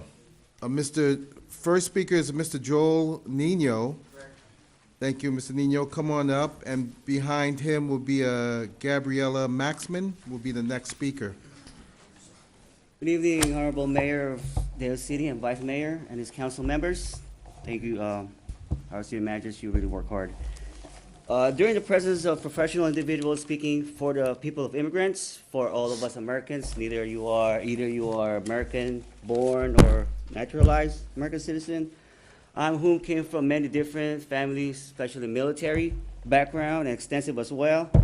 For I am the last of my family who took an oath, of my third generation of immigrant family whom stood before you, have taken an oath to declare its independence and to protect and to uphold the Constitution as well from our foreign and domestic enemies. In despair, while trying to preserve it, we can never be in our modern times, for times are changing. Sincerely, I felt sympathy for a mother of two offsprings and conceive another, says to oneself that she, also an immigrant, which there's nothing wrong with that, but I am hoping the mother knows the 14th Amendment from the Constitution. Moreover, I came from the American family as well. I was in Philippines, Angeles City, Pampanga, where's the Air Force base and the Naval base. Me and my little brother came here 2 years after the Mount Pinatubo erupted, which destroyed the Air Force base and the Naval base. Me and my little brother wouldn't want to come here at all. You know, we could have come here when we was about 6 years old, but we just pushed the petition. We don't come there. We don't want to come there. I'm from any background of American family as well, the military. I was going to join the Marines, but I was disappointed that the base wasn't there anymore. But I'm here. So thank you for your time, ladies and gentlemen. Thank you, Mr. Nino. All right, next up we have Ms. Gabriella Maxman, and then after Ms. Maxman, it's Sylvia Alvarez Lynch. I'd like to point out that there's still a typo in this where it says that 21% or 22,000 are undocumented immigrants, and I think we said that that number was 12,000. Okay, just wanted to point it out in case you didn't know. I would like to say, as an immigrant and as a refugee, I support this resolution, and I understand that there are many people in our community for whom this will help them sleep at night. I never said that I don't support something like this, and I don't know why anyone would even care if I said one way or the other. Glad to see there are not signs with my name on them today. What I don't support is putting money that we don't have into services that we can't afford to provide. And I hope that this will serve the needs of the community to the best of the city's ability, and that there aren't additional expectations on the city to provide any sort of financial support, and that, you know, this document and this resolution affirming that we are a loving and accepting community is a great message, and thank you. Thank you. Ms. Lynch, and then we have a Matthew Ledesma next, please. It's Alvarez Lynch, sir. Okay. In keeping with his campaign promise to humanely... Sylvia? Yes. Okay. Thank you, ma'am. In keeping with his campaign promise to humanely deport Mexicans and Muslims, Trump has ramped up ICE activities in the Bay Area. I have watched the issue of Sanctuary City discussed at past council meetings, and it is evident that there is strong community support to have Daly City continue its policies of offering sanctuary to our many undocumented residents. And it is clear that we need more community outreach to make our sanctuary policies more public.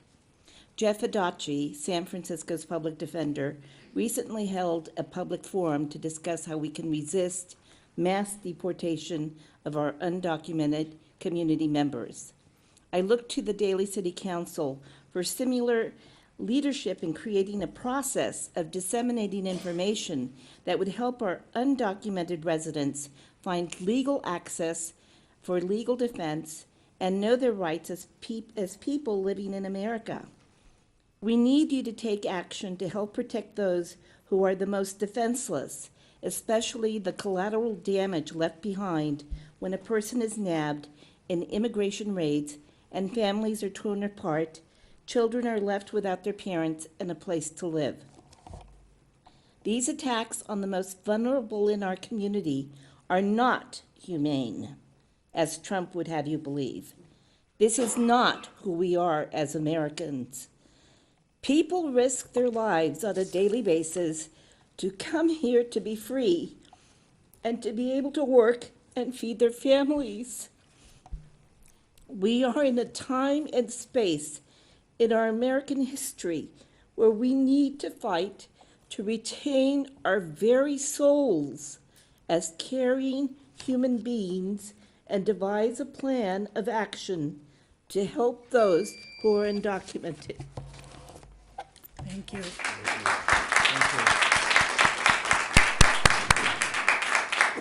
All right, Mr. Matthew Ledesma, and after him, we have a Sergio Robredo Matarazzo. No. Mr. Ledesma.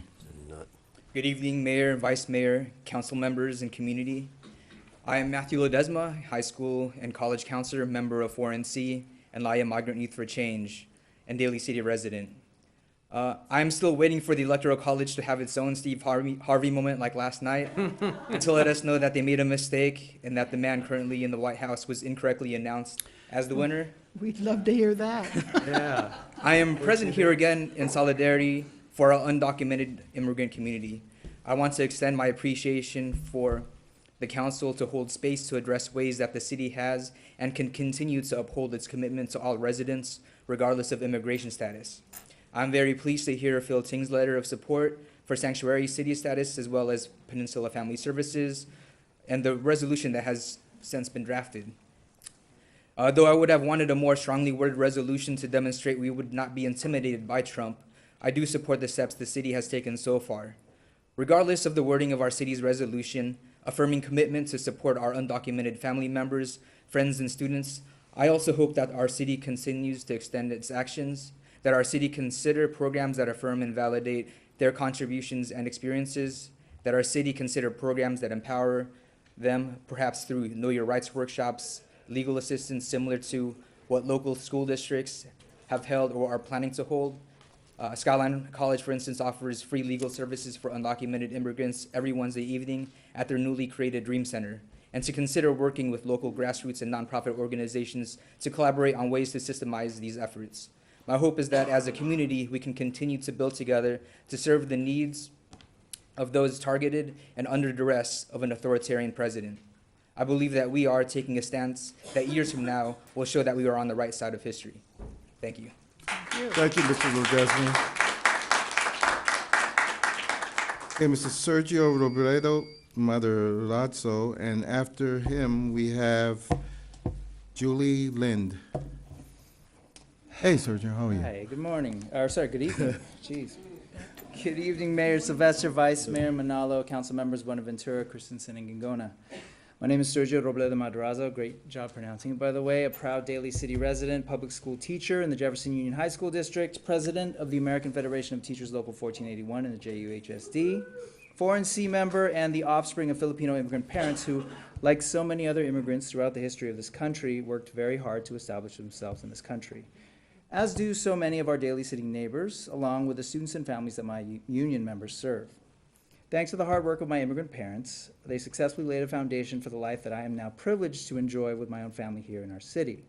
Without their sacrifice, I wouldn't be here to serve my community as a social science and English teacher, working with so many of our city's young people for the last 15 years, many of whom are immigrants or children of immigrants themselves, to help them develop skills and tools needed to help them understand and navigate the world around them.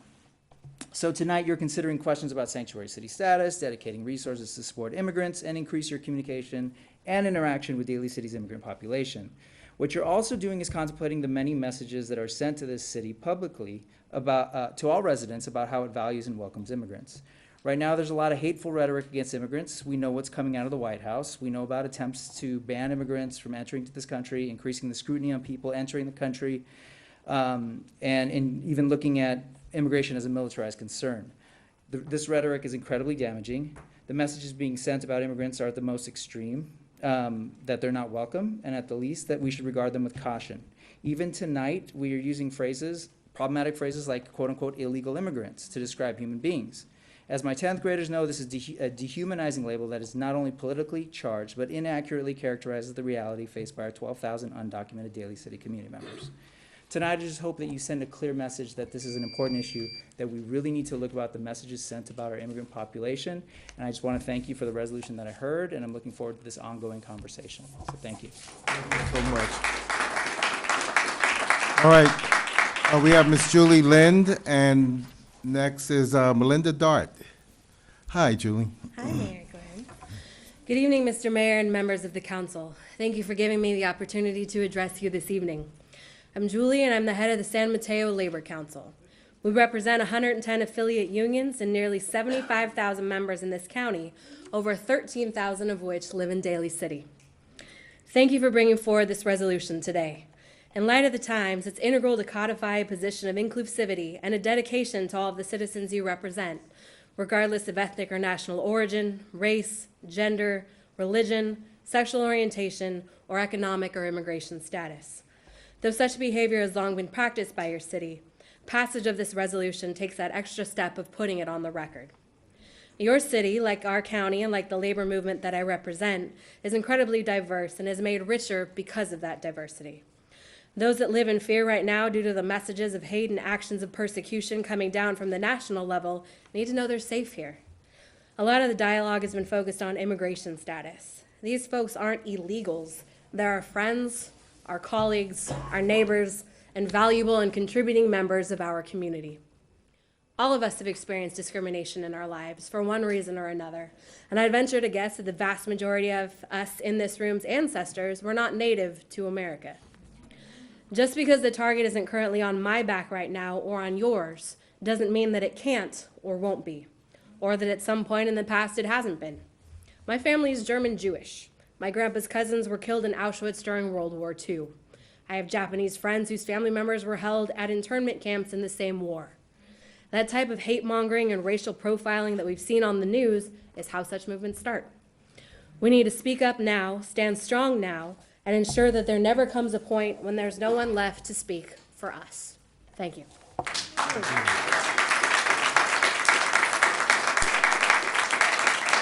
Ms. Melinda Dart, and next we'll have Stan Kiino. Next, hi. Hi, thank you, Mr. Mayor and Vice Mayor and council members and staff for getting this resolution on the agenda tonight. On behalf of the teachers of American Federation of Teachers 3267, that's the elementary teachers of Daly City, we all thank you for this resolution. Teachers have been dealing with the fears and anxieties of their students and their families over the last several months.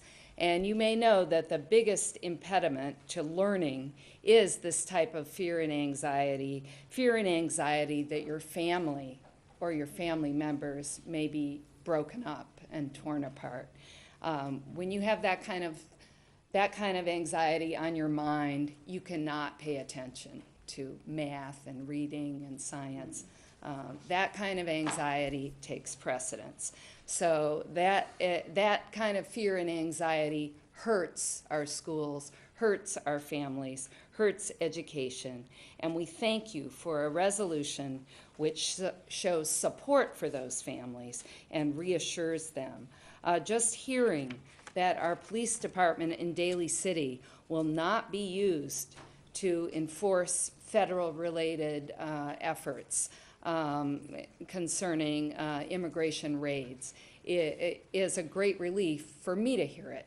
And I can only imagine how hearing about this will spread reassurance through our community. And I also do want to encourage the idea of information clinics or forums or town halls where citizens can come and get information about their rights, and anything else that our community can do to spread knowledge so we can be armed in these difficult times. Thank you. Thank you, Ms. Dart. All right, Stan Kiino, and next after him is Steve Arevalo.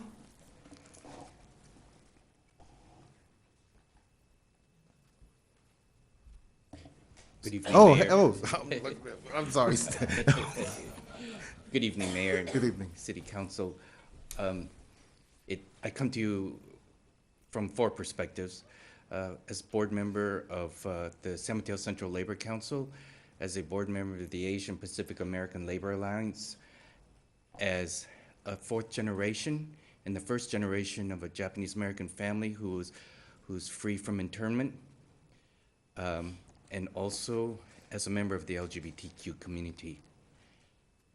I know what shadows are and what shadows are for.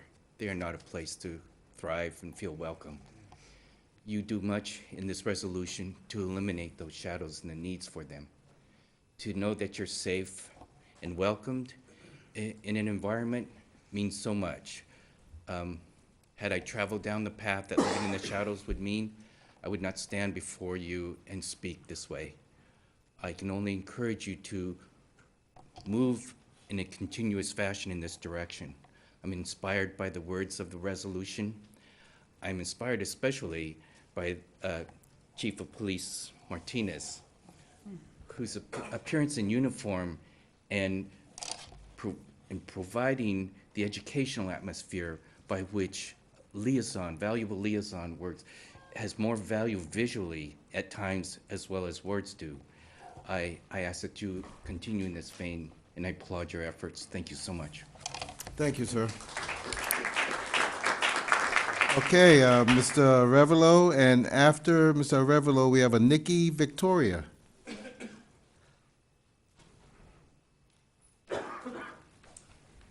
Hello, Steve. How are you, sir? Good evening, Mr. Mayor, council member, community.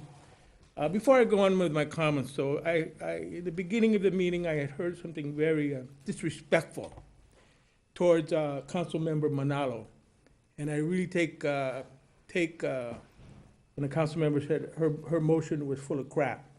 I really think that's ruins the decorum of this council, and you should try to be as civil with each other as possible and keep your comments very private. I'm the political director for the Filipino Friends of the Filipino Political Action Committee, and we support candidates who go along with our community's agenda. And one of our key agendas of our community is immigration. Absolutely. And we oppose what is going on right now with Mr. Trump and his associates. We feel it's going to cause great pain in this country if he implements hiring 10,000 immigration agents to come into our community, bust down doors, and take people away. Because that's what's going to happen. These people are not going to have any control over them. They have discretion to do whatever they want. The only way to stop this madness is for us to control the power of the purse. And that's getting people elected to the United States Congress, the House of Representatives, to stop this insanity in 2018. I know that's a little far away, but we need to start working on that now. I was just at a forum in San Francisco a few weeks back in the Filipino community, and they estimate there's close to anywhere from 500,000 undocumented from the Philippines here in the United States. And mainly, many of those people are here because of economic reasons. They send their money, as we all know. Money being sent back to the Philippines is the number one economy that's supporting their economy back in the Philippines. So if 500,000 are taken away, what's going to happen? Also, they're saying recently in the last few days, they're going to be taking people even if they're not from Mexico, and detaining them in Mexico. That's a plan that they're thinking about. Instead of holding them here in the United States, taking all undocumented to Mexico and holding them there. So I don't know if that's gonna happen or not, but this is I'm glad that I support the effort for Sanctuary City and Daly City, and we must be strong. And the key thing, the immediate thing you guys can do is place on your websites in multilingual, in Spanish, Tagalog, Chinese, Vietnamese, whatever, how people can resist and what people need to do if they're approached by ICE enforcement. All right. Thank you so much. Thank you, Mr. Arevalo. All right, Ms. Nikki Victoria. Next, we have Pamela Di Giovanni. Good evening, Mr. Mayor and council members. I'm Nikki Victoria, representing Migrante in Northern San Mateo County. I acknowledge the effort you all made in exploring sanctuary status for Daly City. Lately, many other cities in the Bay Area are adopting such actions. Last Wednesday, our neighboring city of South San Francisco also committed to a resolution in support of all immigrants, regardless of sex, race, religion, and status. And like tonight, their chief of police also addressed the crowd who mobilized there and promised that his department would not cooperate with ICE in any way. Adopting this resolution in Daly City is a positive step in making our community feel safe and engaged, because the news around immigration is heightening more and more each day. And just last week, there was an ICE checkpoint on El Camino in San Bruno, right outside of Tan Fran Mall. These stories are real, and the news articles on militarizing immigration terrorize anybody who is not originally born in this country. This fear is what tears communities apart, and this divisiveness from Washington is what we should all work together to resist. I believe that the council and the community can work together, and we all have enough resources available in order to protect our most vulnerable, because no human being is illegal. And your efforts in protecting us all reinforce that belief. So it's very imperative right now, during this time, that our city leaders take necessary actions into protecting our neighborhoods and immigrant communities and be at the forefront in uniting us all. Thank you very much. Thank you so much. Ms. Pamela Di Giovanni, and then we have a Mr. Greg Brown. Good evening, Hi. Honorable Mayor, Vice Mayor, council members. First, I'd like to thank you for having the courage to put this forward. I know it was originally the courage of Vice Mayor Justin Manalo, and some were wondering what was going to happen. Well, here we are tonight, and I think many of us are reassured that it was only done out of human rights and the compassion, and we knew we could see a foresight of what was going to happen. Only today, an Egyptian-born Jewish man who was a professor was held for 10 hours, and he was coming over here to lecture back and forth. It's the first time he's in his 80s, and I want to let people know that this is happening. And yes, in Daly City, and thank the staff, Ms. Martell and our chief here, but I want to let people know that it is really happening.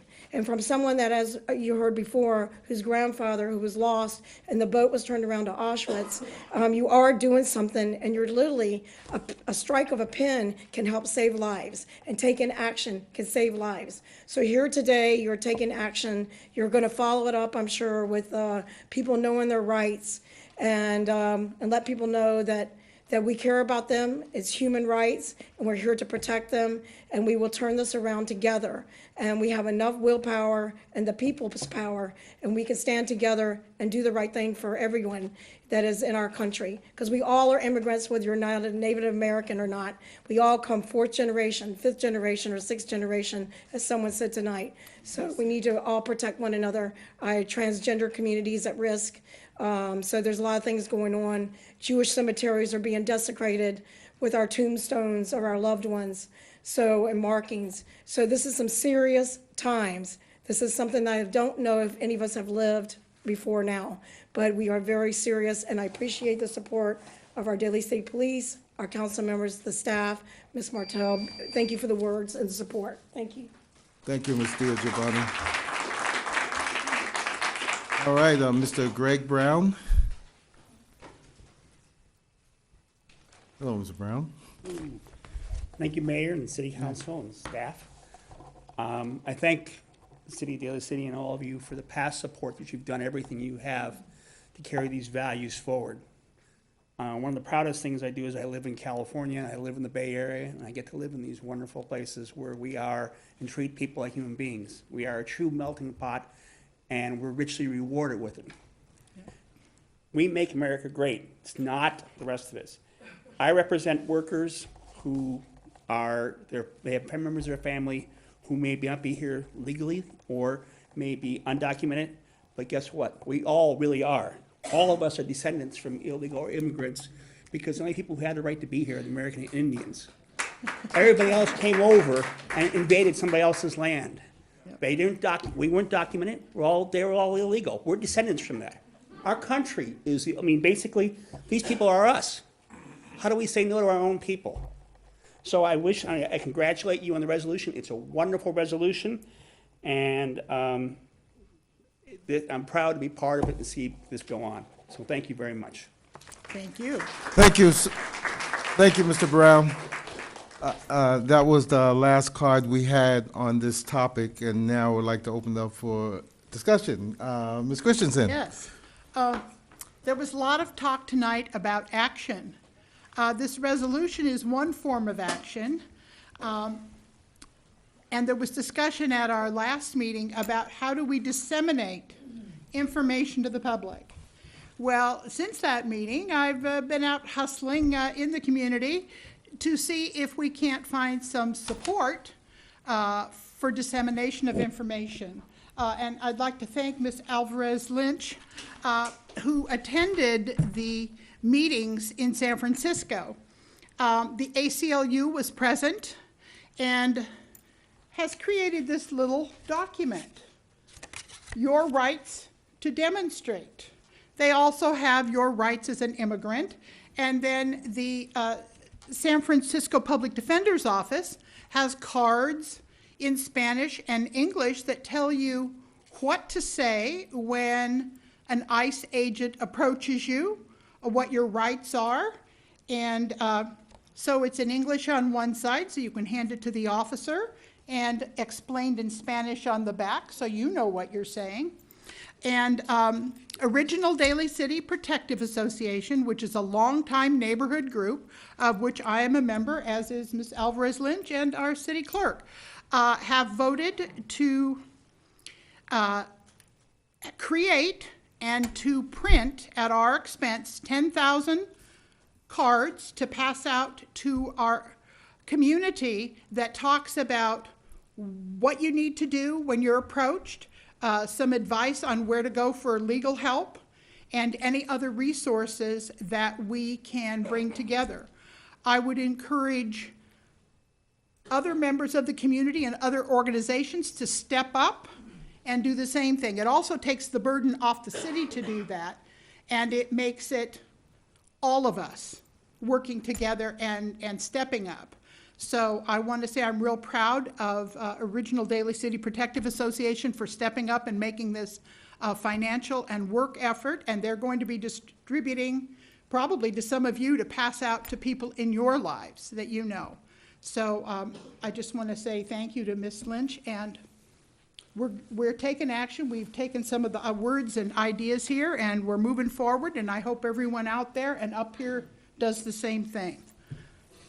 Thank you, Ms. Christensen. Any other discussion? Yeah, I just want to add to that. You know, Judith, you think, would it be possible if you could maybe leave a contact information for the Original Daly City so that people in the community that would be apt to be in front of people that would need this kind of information could get this? Perhaps we can give it to the school districts that are having meetings. We can get it out to different places.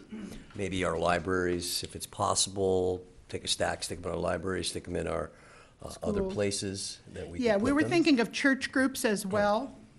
And because people aren't going to come to City Hall for this. We're going to have to bring it out. No, but that's a great idea, and I think that if there are other groups that are apt to want to do this same kind of thing, I would encourage that they get a look at these 3 pieces of paper that you have up here, all from the ACLU, the 2 from the ACLU and the 1 from the Public Defender's Office, and so that we're all saying the same thing. Right, we could work together to create a document, and then any group that wants to pay for printing and get it out there, it doesn't even have to be just in Daly City. We can move beyond in the county. Great idea. Good job. Vice Mayor, did you have a comment? Oh, I do. Oh, okay. So, I just want to say, I want to thank everyone here that came in from public comment to speak on this issue.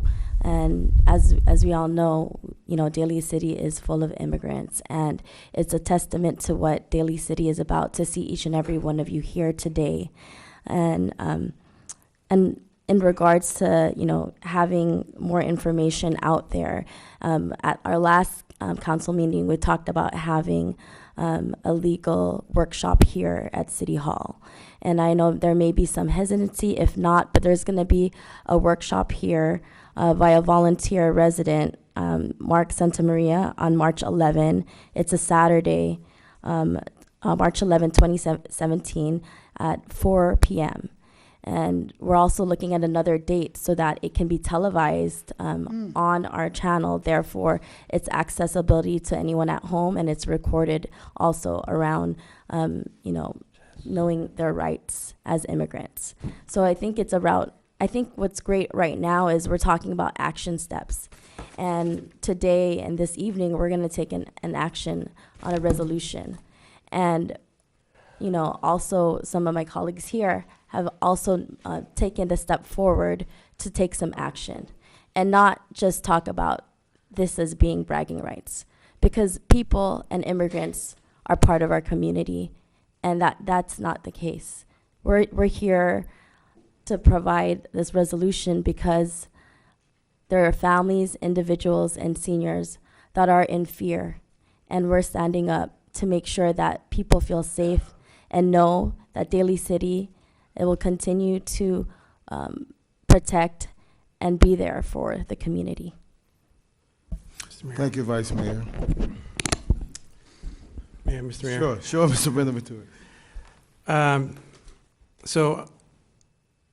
Obviously, this is a great piece of legislation, great piece of work that has come together, and there is no one in this room, at least that I've heard or that I even know, that doesn't support this resolution. However, I think, and I wondered, and I was a bit hesitant in maybe mentioning this, but I think we have a responsibility to elevate the discussion higher. And what I mean by that is this. There is no mention of the word sanctuary in that resolution. Now, when I talk about elevating this discussion a little bit higher, it is an easy thing to do to vote yes on this resolution. That's like a no-brainer.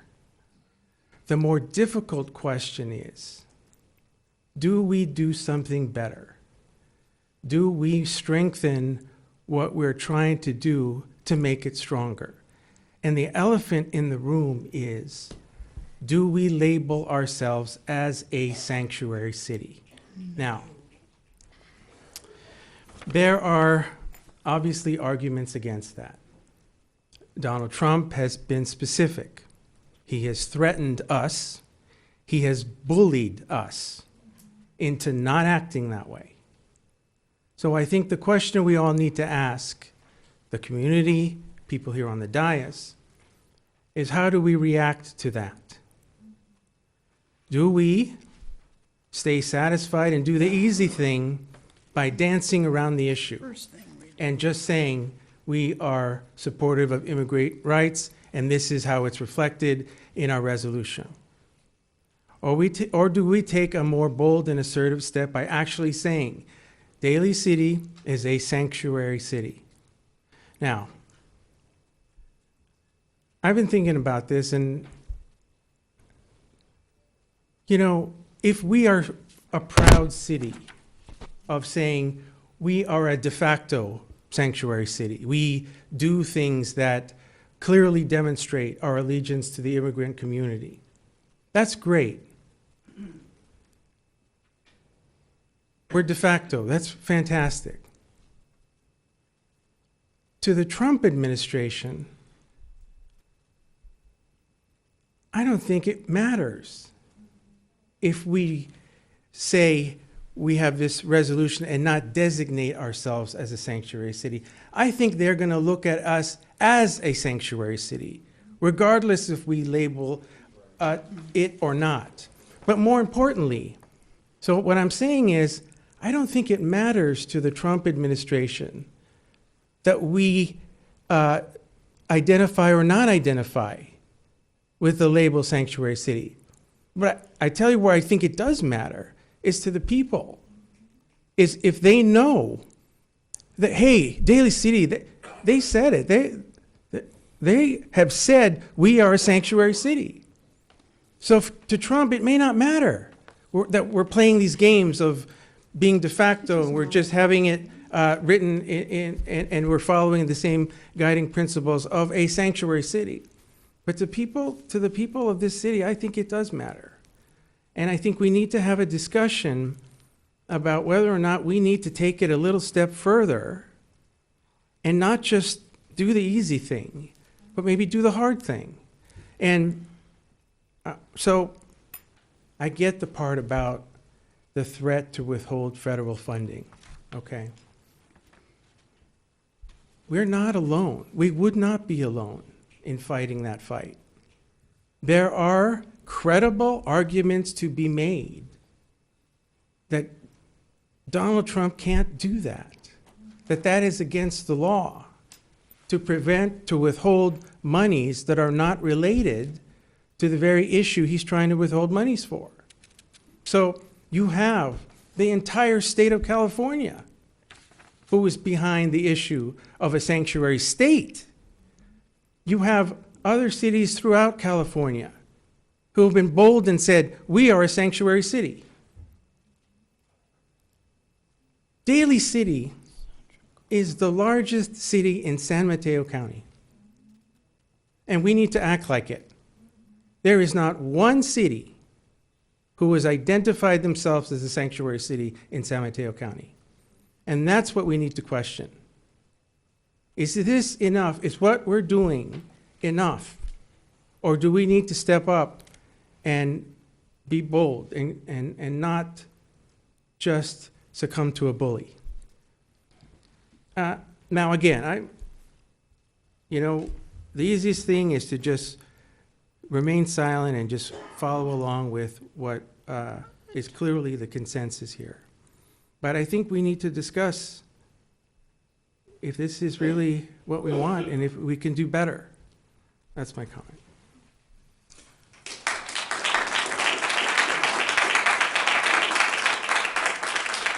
Councilmember Christensen, Ms. Christensen. When other cities who have a huge budget, like San Francisco and San Jose, work it through the courts and get a judge at a high enough level to say our federal funds are safe, then absolutely. But to say that it's time to be bold, it's time to be reckless is what I say. Because let me share with you some of the federal funds that none of us up here are getting these federal funds, and I bet probably none of you out there are either, but some people watching at home, and certainly a very high percentage of our undocumented residents are receiving benefit from these federal funds. The Housing Accessibility Modification Program, Rebuilding Together, which goes into homes and helps very low-income people repair their homes so that it's actually taken out of basically almost a red tag situation and made livable. They put in, the accessibility group puts in ramps for people in wheelchairs. Another rebuilding is Safe at Home, helping with safety issues in the home. $430,000 for rehabbing very low-income families' homes. We have the Daly City Youth Health Center, which provides tremendous help for youth in Daly City. It literally saves lives. So many teenagers are under so much stress that suicide is a really high problem, and in certain communities, especially our transgender, gay, and queer communities, it becomes literally life or death to have a counselor to talk to, someone who's supportive, who's understanding, loving, accepting. The Human Investment Program, which is the HIP housing. So I'm a retired person, maybe I have an extra room in my home. I'm house rich but cash poor. There's a young person or someone who wants to rent a room in my house. That organization gets us together to provide more service for me and affordable housing for other people. A great program that's also so multi-generational. That's a great thing. John's Closet, which provides jackets and backpacks and clothing for the poorest children in our community, so when they go to school on that first day of school or throughout the year, they have something new, something that allows them to hold their head high and feel like a real member of the community. Legal aid, well, especially given what's going on now, no need to talk about that. The Vision Shelter Network that provides shelter for homeless people and homeless families. The Peninsula Family Service, which wrote the letter this evening. Project Read, which helps adults learn how to read. A group called Project Sentinel that does legal actions on fair housing. This is the kind of projects that our federal funds provide. And I know that Mr. Buenaventura has said that we're not courageous and that you know, it's time to take the bold step. I say it is time to take the bold step, and the bold step is to protect, by whatever means we can, the most vulnerable in our community. A resolution speaks to our people. Trump's not going to care about anything we do here. It's our people that count, and we provide for them a resolution that gives them some confidence, and especially this words from our police chief. And we keep our federal funds that literally keep a roof over their head, keep clothing on their children, and protect them with legal aid.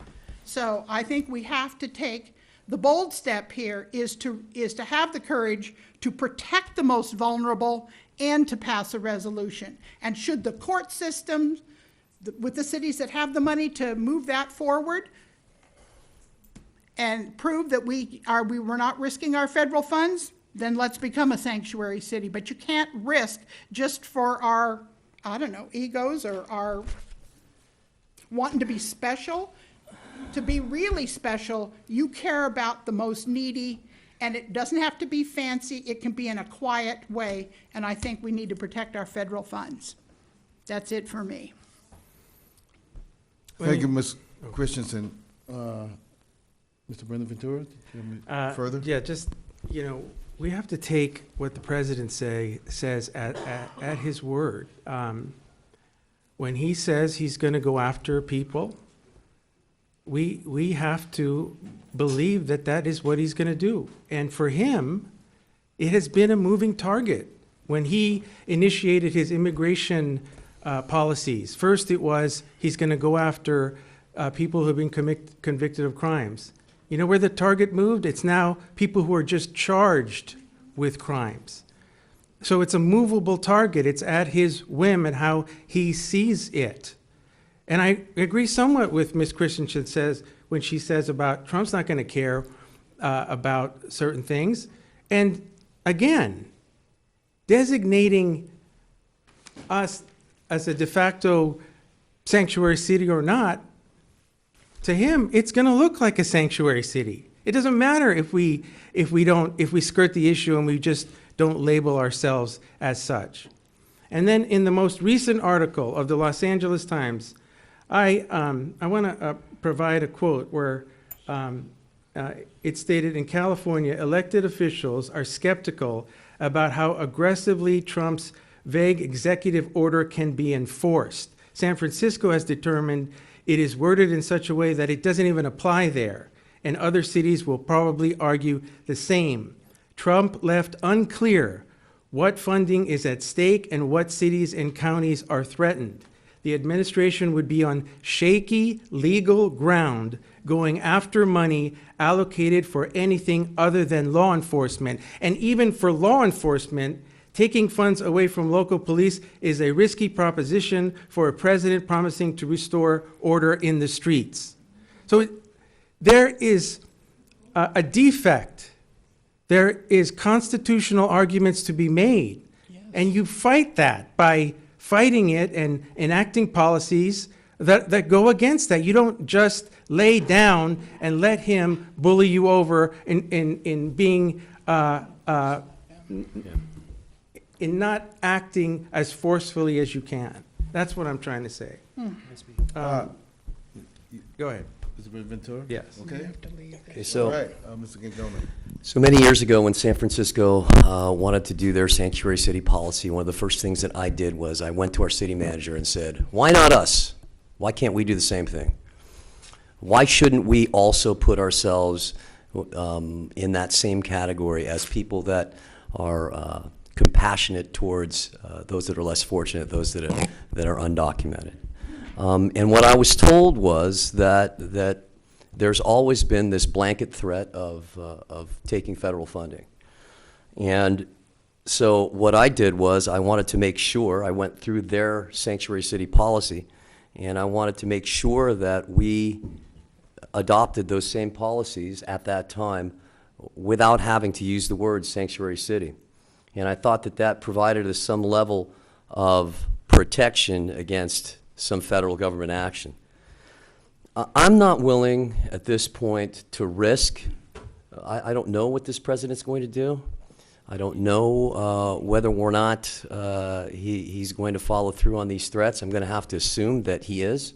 And if I assume that he is going to follow through on a threat to hold federal funds, then I'm not going to do anything that's going to risk losing those federal funds. I sat through a meeting today where Judith kind of enumerated all of the things that were talked about. But, I mean, we're looking at about $1.2 million in federal funding for fiscal year 16-17, and for the amount requested, 1.2.5 for 17-18. And now, whether or not I have to go to court to enforce our rights to that money, I'd much rather just have us act like a sanctuary city, make sure that that the people in our city know that, make sure that everyone involved knows what we're doing and how we're acting and what we're doing. And at the same time, I don't buy this idea that if a city passes a resolution such as this, that if they don't name themselves a sanctuary city, that they'll then be targeted anyway. That's not what I heard. I mean, if the federal government is going to be that willy-nilly in the way that they withhold federal funds, and we have bigger problems than immigration. So, I understand where Mr. Buenaventura is coming from about wanting to make a statement, a political statement, to put ourselves out there and challenge the federal government. And, I understand all that, and I understand protest, but I also understand what my role here as a city council member. And there are people out there that really rely on these federal funds. And I'm not willing to gamble losing them. I understand where we are right now, and we have to make a bold statement about where we are and what we're doing. But I'm told by my city attorney and by other attorneys, and I'm an attorney myself, that this wouldn't significantly harm our chances of getting federal funding. He didn't say anybody that passes policies that mirror sanctuary cities. He said sanctuary cities. Now, whether or not he's going to broaden this target, I don't know. I can't foresee the future, but I can foresee what we're doing today. And I think that today what we do is we make a bold statement to the people that are affected by this, the people that are in our city, and we make it very clear as to how we're going to act. I don't know how clear it could be to say that we're not going to cooperate with the federal government. I mean, I don't know how much clearer it can be. We gave a specific instance of something that happened in the past that's not going to happen in the future. We gave scenarios of if this happens in the future, we won't do this. I mean, I don't know how much further we can go other than declaring ourselves a sanctuary city. Now, if we do that, then we have to be prepared for whatever the consequences are. And quite frankly, I don't want to bring those on us. I don't think that the time is right now for us to be getting into a full-blown legal argument with the federal government. I mean, we accomplish what we wanted to accomplish with this resolution today. This accomplishes what we wanted to accomplish, okay? And it doesn't do what the other thing, and that is significantly risk these funds that we were discussing actually today in a subcommittee meeting. So I would urge my colleagues to move forward with this resolution, to follow through with what our promises were to this city and to the people that live in this city, and to go forward boldly. And that is to be able to articulate and put into practice those policies that we are going to do and what we're not going to do. So I don't think that there's any lack of clarity on our part. I don't think that there's a lot of disagreement up here. I think the main thing that we disagree on is going that extra step and taking that risk. And whether or not that risk is worth the reward. And what would the reward be? The reward would be being in court, being sued by the federal government and defending ourselves and saying you can't take our money, rather than not being in that situation and still being able to accomplish what we wanted to accomplish, and that is to protect the people here and to give that information and to be a resource to people that could be affected adversely by the White House's policies. So again, my inclination is to go forward with this resolution. It's something that has been vetted. It's our city attorney's taken a look at it. I've taken a look at it. I think it goes far enough. I think it accomplishes what we need to accomplish without incurring significant risk to our CDBG funding. Thank you, Mr. Gongona. Any further discussion? Hearing none. On the resolution. Move approval. Second? Motion and second to move for approval. Roll call, please. I would like. Oh, discussion? Yeah, Sorry. I would like to make an amendment to add in the resolution a statement, a final statement that says that Daly City hereby designates itself as a sanctuary city. That's my amendment.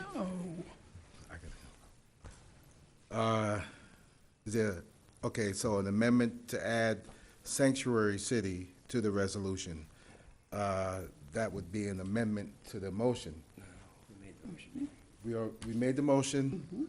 Okay, so we'll have to vote on the motion before we can consider the amendment So this is a motion on this resolution, right? on this resolution.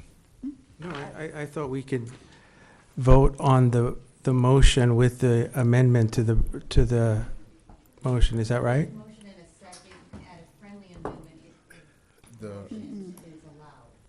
But since there's a motion in a second, No, thank you. then there has to be a person making I the see. motion. Okay. So then let me ask you the follow-up question, which is, if the motion as made to adopt the resolution as is passes, am I still allowed to make a subsequent motion to pass another a resolution with my amendment? No, because you would have a motion on the floor with the existing language on the resolution. Since if the motion dies, then you can make a second motion with the amendment, unless the maker of the motion allows for a friendly amendment to the motion Okay, I before the see. vote. Okay. So through the chair, I believe there, right. right, well, I'm offering Councilmember Buenaventura at least a way out to withdraw his amendment with dignity. No, I I understand the arguments that everyone makes. I would just, I can't get in good conscience not Okay. make my motion, so I, Noted. all right. So we vote on ours? Yeah. Noted. Okay. Motion on the floor, second. We've had discussion. Roll call, please. Ms. Christensen, An enthusiastic yes. Mr. Gingona, Yes. Mr. Buenaventura, Yes. Ms. Manalo, Yes. Mr. Sylvester. Yes. Motion passed. All right. I'd like to thank everyone and everyone in the audience. We still have a quite much to do. However, I'm going to request a 3-minute recess. 3-minute recess. Yeah, oh, you're gonna beat me to it.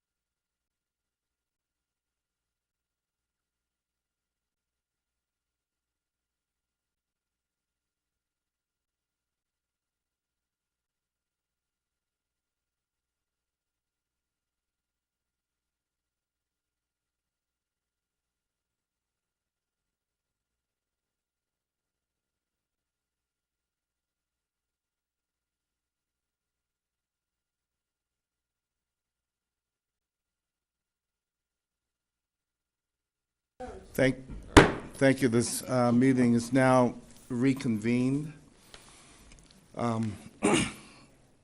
Councilmember Gingona is absent at this time. So moving on with the agenda to item number, I think it was number 12, let me confirm. Sure, item number 12, and this is for use permit UPR-6-15-11014 and design review. I'm going to turn it over to Mr. Lunkhausen, and the floor is yours, sir. Thank you. Thank you, Honorable Mayor, members of the City Council. This is a request by by Manny Rubiano to construct a mixed-use building at 6322 and 6330 Mission Street. The proposal includes residential use and therefore use permits required for construction of this mixed-use building. The existing site location is at generally southwest of the intersection of Vale and Mission Street. The overhead shows the site location. So this is the site photo, and something to pay attention to here is that the applicant is actually just making modifications to this existing two-story building and making it a three-story building and making some modifications to the front facade. So they're not actually demolishing and building a new building, but making modifications to an existing building, as well as utilizing an existing driveway that is shared between the two properties. This is a dentist's office here. To the north of the subject property, and this is the subject property, and this is a shared driveway, and we'll be reviewing that in the site plan, and we can come back to this slide if any of the council members need to do that. The site is located on Mission Street. Most of you know what that looks like. It's characterized by retail, service, commercial type uses. There is a residential neighborhood to the west. This is what it looks like. These are some existing site photos, again, just similar to the previous photos that we looked at, but providing pictures of the side of the building, the rear of the building. This building's, it's not in its prime anymore. It's in need of some rehabilitation. Have been architectural modifications made to it over the years, and the proposed improvements will help it tremendously, as you'll see. So the overview of the project is to expand an existing retail and office building to include 3 attached apartment units. So each of the units would be on each of the 3 floors. There would be 716 square foot retail space, 3 2-bedroom apartments, and site improvements including landscaping, parking lot restriping, as well as a trash enclosure added to the rear or west side of the project site. This is the project site plan. So the building that shown you in the site photo is here in the hashed area, and that's that common driveway. Here's the dentist's office located to the north of the subject site, and this is the rear parking area, which provides all of the parking spaces. The applicant had initially proposed 5 apartment units, but we had to reduce that down to 3 to be able to get this parking to function properly, meaning that cars needed to back out and exit onto Mission Street moving forward, which is a city requirement. These are the floor plans. We won't go over these in too much detail, but they do provide traditional 2-bedroom, dining room, kitchen type facilities for each of the apartments. The retail space is again located at the Mission Street sidewalk level, 716 square feet. Additional floor plans.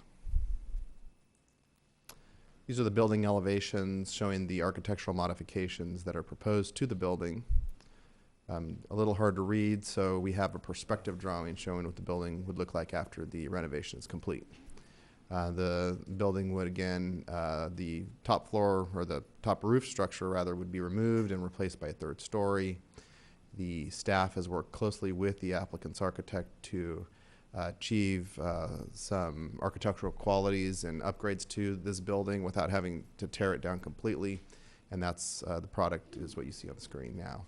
We have made a couple of conditions, or recommending a couple of conditions of approval that would increase these column widths, little things like this, building trim, increased, try and get some additional pop on the building, as well as we've added the requirement for 24 inches of landscape planter at the north side of the building as currently proposed, and as seen in the picture. There's really not any separation from vehicles to the building, and so we do need to have that. And there would still be adequate room for a one-way egress and ingress driveway, and that would still be provided here.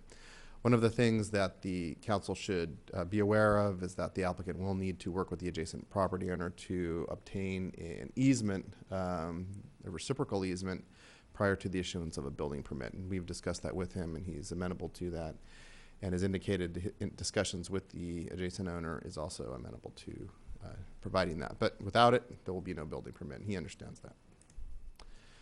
The typical use permit considerations: context to existing uses, utility provision, site characteristics, vehicle egress, ingress. We've discussed those things. We are satisfied that all of those items of the use permit consideration have been met, and the Planning Commission's, of course, reviewed this and is recommending the City Council approve it. If there's any questions, staff's happy to answer them.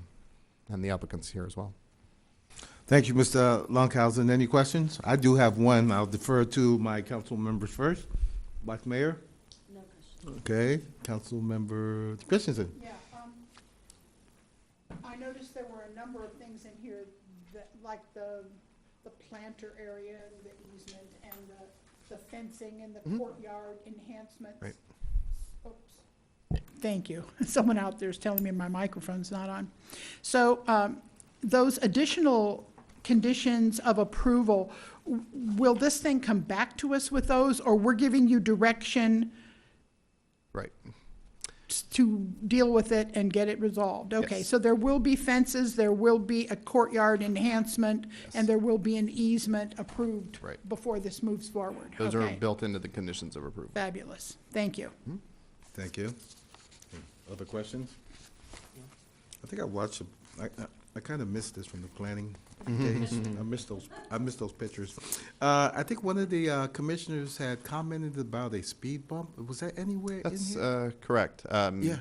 Yes, one of the planning commissioners did indicate that he'd like to see a speed bump, and the planning commission, when it forwarded the item to the city council, did add that as a condition of approval. Great, thank you so much. I have no further questions. Okay, so.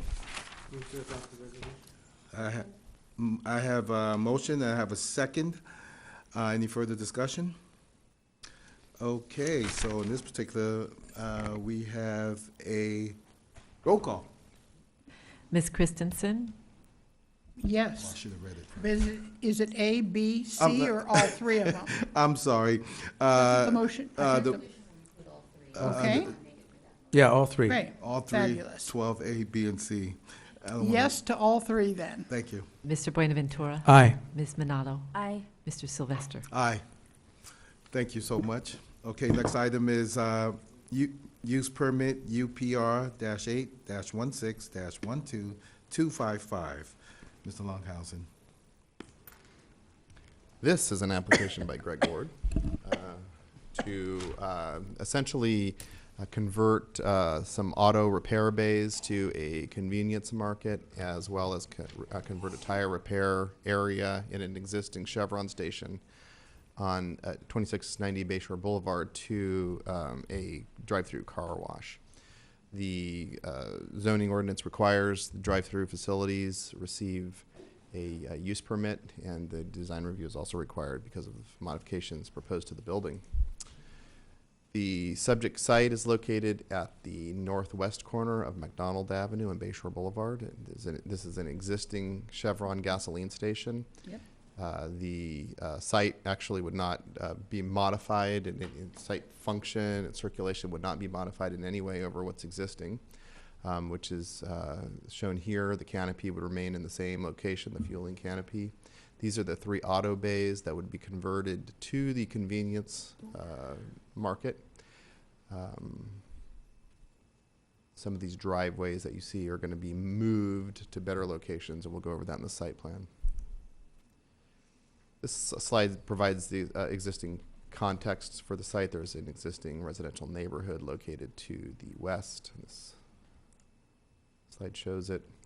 To the north of the site is there's a San Francisco's Recovery vehicles. If your car is towed in San Francisco, it comes here. Yeah. Permanent Parking and Traffic Facility, I believe. The project overview is to eliminate the existing three-bay auto repair garage and tire service area, replace those with the 1,512 square foot convenience market and drive-through car wash, as well as conduct site improvements, landscaping, driveway relocations, as well as lighting. So here is the proposed site plan showing the new driveway locations. The staff's worked with the applicant to ensure that the vehicular flow into the car wash in particular is such that it doesn't interfere with parking spaces.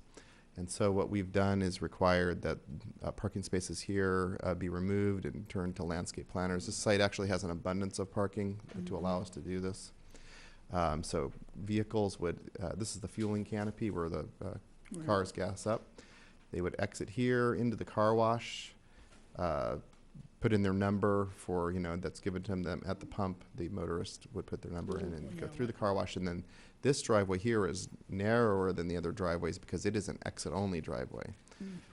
So that is the way that vehicles would exit the site. And some of the other driveways on the property are proposed or have been required to be moved to make them more functional. One of the conditions of approval that's important to note is that and staff had some concern about all of the parking, or a lot of the parking rather, for the site would be here sort of in a detached area from the main parking or other parking spaces that are located on the north side of the site. So we've required that a pedestrian walkway be provided through this area to help motorists figure out how to get to the convenience market. But we do believe that most of the people using the convenience market will park in these forward spaces, and employees largely will park here. So that's the hope for the parking situation. But that's the site plan in a nutshell. The car wash actually proposed at this location existed in the early 1970s and was removed to become the tire service center and is now back as a car wash under the current proposal. So it's actually not a new thing at the site. And again, the site plan would not change. The buildings are basically in the same location. They're not taking down any buildings and building new ones, just a modification to an existing building. And all the buildings are staying in their current locations. Here's the floor plan that's been proposed, the convenience market. It's kind of hard to read, but essentially is what I've described to you. The architecture of the building would remain largely the same. Brick veneer that you see on the building would be carried through to the new facade. These are the auto bays that would be converted to the convenience market.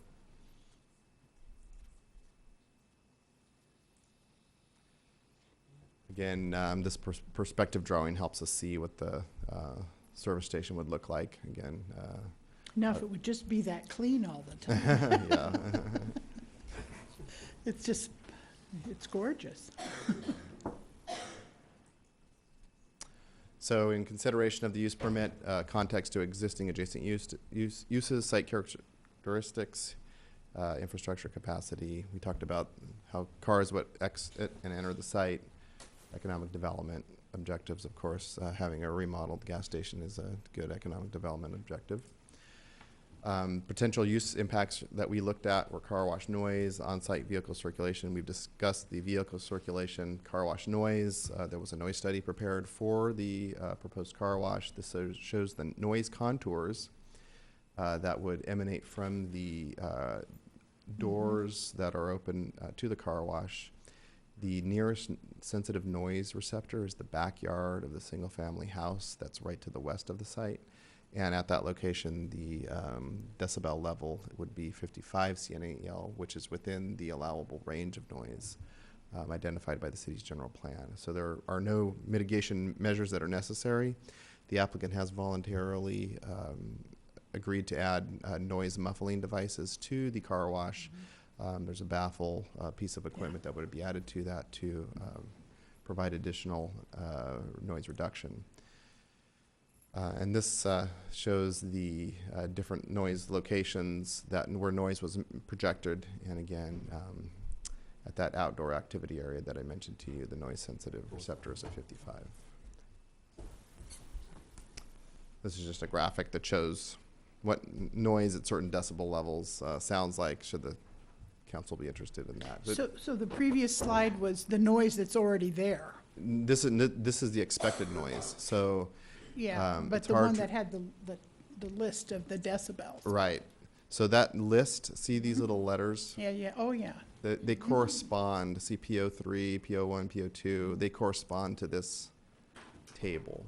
Ah, So okay. we're mostly concerned with the noise-sensitive receptors, which is a 55 residential. is like a dishwasher. So 55. Kind of an here old is like dishwasher. quiet speech, according to this chart. Yeah. Yeah, so it's relatively not noisy. But this is what this slide's supposed to provide, to give some context to, you know, what sort of noise could be expected in case anybody is interested in that. Okay. So the Planning Commission, of course, has reviewed the use permit proposal and is recommending that the City Council approve it and the design review. Mr. Ward's available to answer any questions, as is the staff, should you have any. Thank you, Mr. Longhausen. Any discussion from the council? I have a couple of questions. Sure. I saw that they wanted to have certain car wash hours, and staff is proposing the 8 a.m. to 8 p.m. That's correct. Thank you for. And they wanted the 24-hour convenience store, and is that what staff is recommending as well? Staff's not recommending any limitation as to the hours, although Okay. a previous use permit approval seemed to establish some hours of operation for the site, although that use permit was never acted on, so. Okay. And then the gas dispensing hours are, The gas dispensing hours would be unregulated, as, okay, so it could be, it would be up to them. Right. And then it says in here something about a year. Didn't it say something about after a year? Or maybe that was another one I was reading, I'm not sure. don't remember that. Okay, so, Yes, so consistent with all of the, so we've had some experience in reviewing gas station yes. reconstruction projects at 390 Hickey and 398 Gellert, in particular, on Hillside and East Market Street. And the hours of operation at those locations, hours of operation were limited 8 a.m. to 8 p.m. So this is why we imposed it on this condition, or this project as well. Right, we've had difficulty at other car washes if the gas dispensing continues after the hours, that the people don't stop the car wash. So there needs to be some sort of teeth in that. You need to, if it's 8 p.m. that the car wash stops, then at 8 p.m. you darn well put a bright orange chain across it or something. Because that's happened several times. Right. It's either a lack of training of staff or management just thinking we can get away with it and get a few more bucks. It's hard to know. Right. Then the applicant could possibly address this better, but it's the staff's Right. understanding is that these, that the machine itself should not vend Yes. car washes after yeah. a certain hour. That's And probably that's the how we've easiest way to rectified do those it, other yeah. situations. So, 'Cause you're right. was there any discussion about the hours of operation for the gas and the convenience store? We at have, haven't had those, no. Okay. No, mostly because we've received no complaints from the neighbors. In terms of the gas pumping hours right now. And the no gas conveniences pumping either. currently is 24 hours. That's my understanding. Is that? I think it's 7 to 10. That's what I thought. That's what we're looking at. Yeah. I mean, nothing's really in concrete yet, but depending on what the city council tells us, but 7 to 10 is our.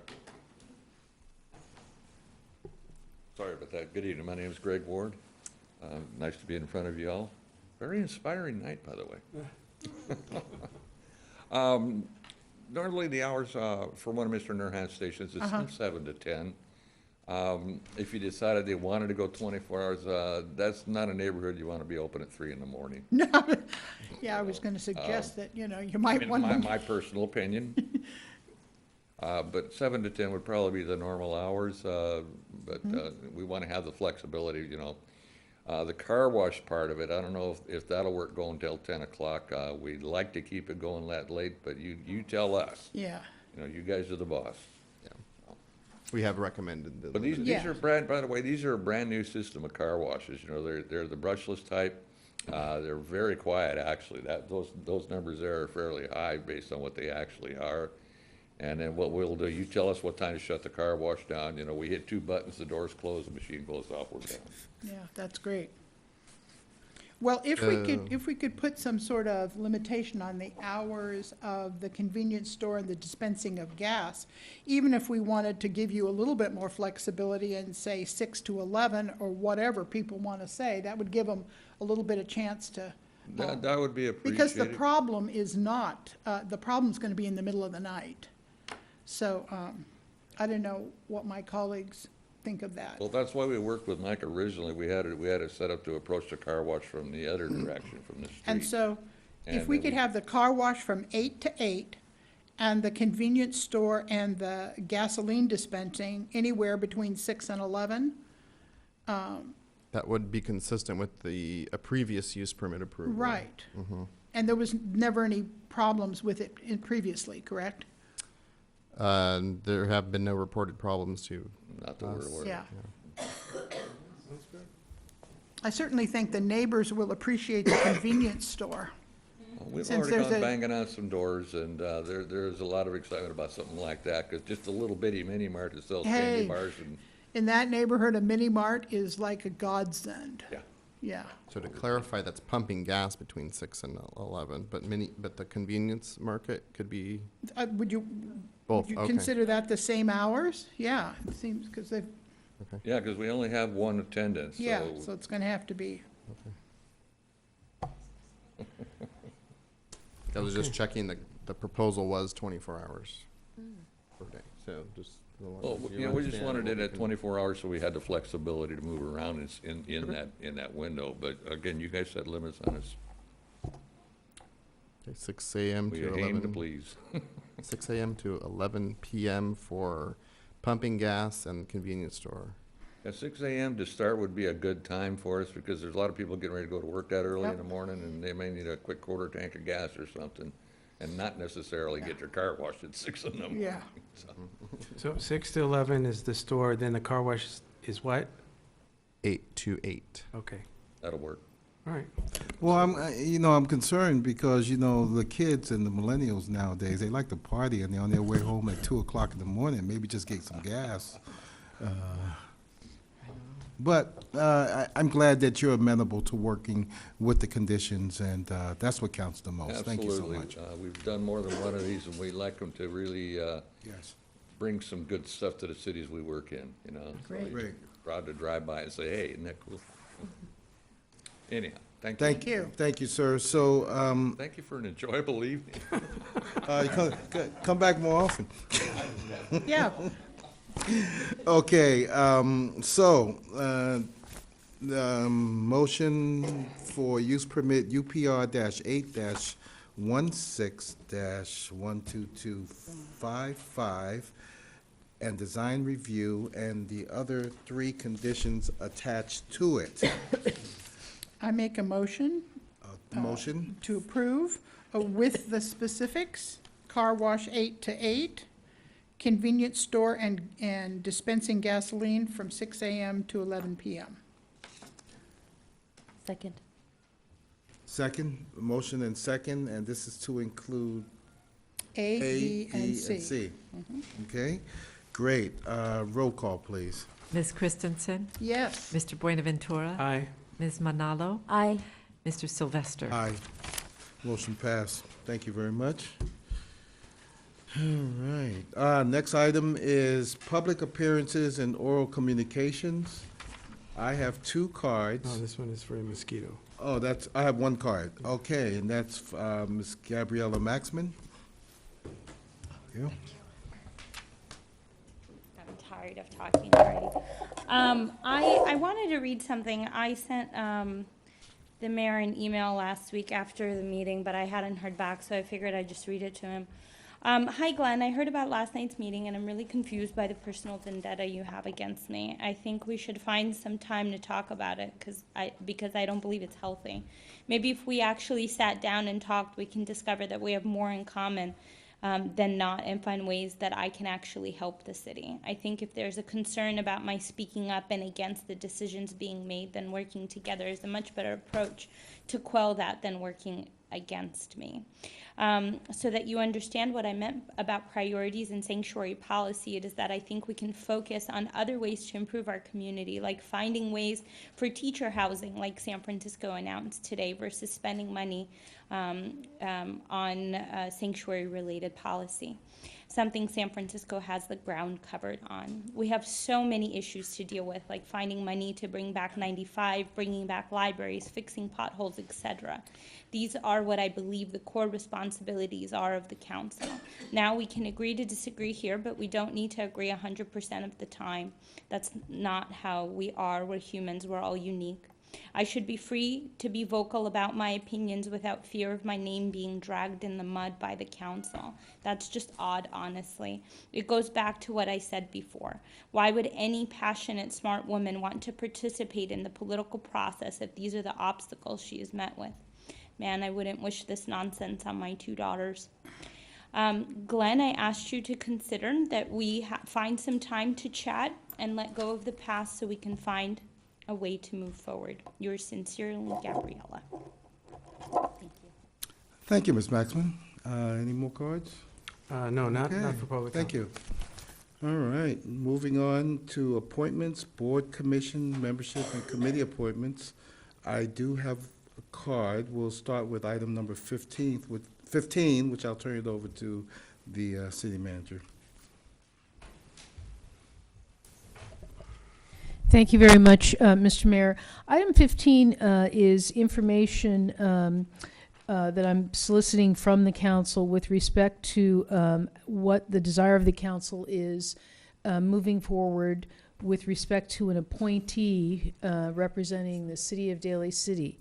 The council, as you may recall, several months ago, I did raise this conversation with you when we received the resignation letter of our former representative on the San Mateo County Mosquito and Vector Control District, who served us well for many years but did not seek reappointment. The question before the council is whether to appoint an elected member of the council to serve as the city's representative, or to appoint a public member, much like the former public member served for many years as our city's representative. We have not, at this point in time, I'm going to pass out this information.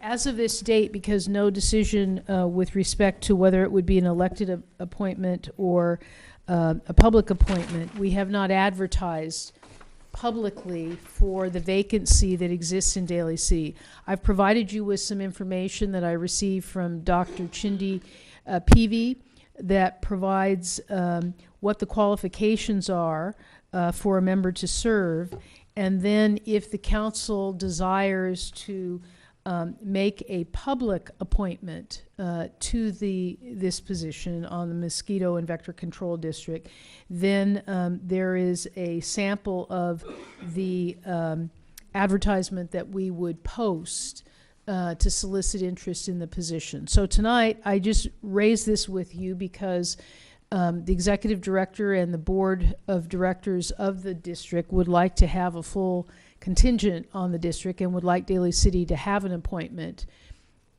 Whatever the desire of the council is, we just need to know which direction to move in. If the council wishes to appoint an elected member, and I will not speak for him, but I know that the mayor did attend a meeting on behalf of the city, so I think he may have some interest, but I would leave that to the mayor to express to you whether that is true or not. If not, if you would like us to advertise to fill the vacancy with a public appointee, we can certainly do that. So I know that the mayor has been to the trustee meeting, and I thought he actually enjoyed it, and so I'm going to make a motion to appoint him. If you're willing to continue to serve, I know you have a thirst for knowledge, and you have been very active in going to these commission meetings, and I think it's because of your desire to really embed yourself in the issues of the community. And I think this particular district is very important for our public health. I learned a lot in my brief tour with Ms. Fuller and Megan, right? And it's a fascinating thing to be involved with. If you will gain a tremendous amount of knowledge, and you can bring it back to us here in Daly City whenever you attend, because you're here. And so if you're willing to serve, I would make the motion to nominate you. I hope. Thank you, Councilman Buenaventura. And yes, I do accept to continue to serve. Yeah. And, well, before we take a vote, I did have Ms. Christine Fuller here, who submitted a card. And Ms. Fuller, you know, I have the utmost respect in you previously serving on this board, and I'm anxious to hear from you before we continue. I'll bring Megan with me. Good evening, Honorable Mayor Sylvester and Vice Mayor Manalo. I hadn't been 100% in my health lately, but I wanted to congratulate you on your dais and your win. Good evening to the other council members, City Manager Pat Martell, and City Attorney Rose Zimmerman, City Clerk Annette Hapona. I do have a concern and a comment. There was the Assembly Bill 1362. Although it has passed, the majority of the cities did not. They're technically not in favor. I think Rose can help me out a little bit more on this. So it's pretty much status quo, even though you've accepted. The city manager is correct. It could have went to the public officially because that was a battle. That was an uphill battle, and I have nothing but the most gratitude, you know, from my city manager and everybody from city council to the public that I have served for so long.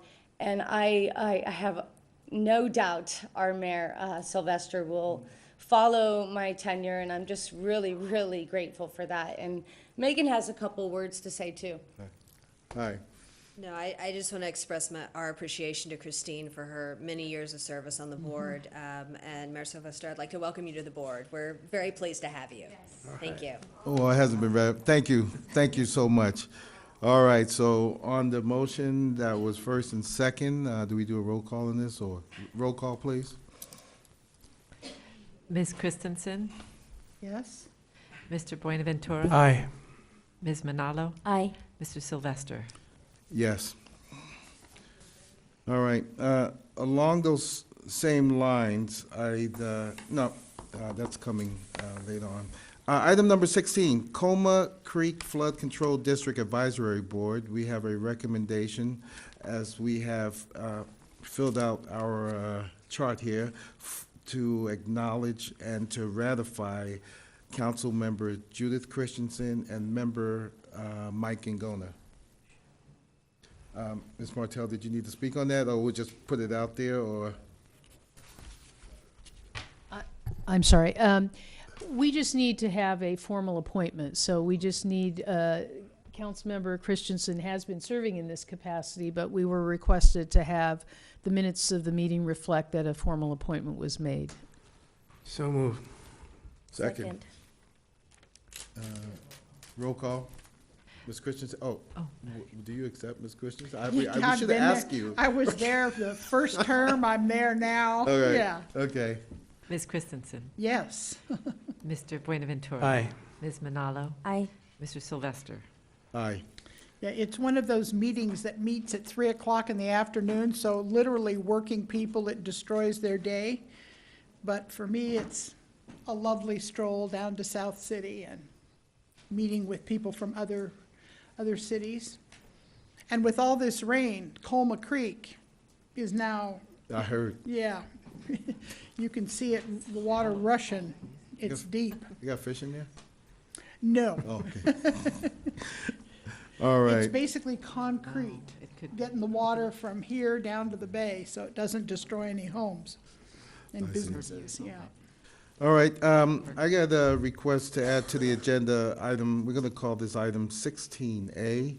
And since we are on appointments, oh, yeah, we're on appointments, so maybe we don't have to have an item. I'd like to go through the list of regional committees to which council members have been assigned. And I just want to ratify all these appointments for the record. And in addition, to have this entire list of all of our committees and who is assigned to them to be placed up onto the website so that the public has full transparency, that they can contact any one of the council members and even attend any of the meetings if they would like to.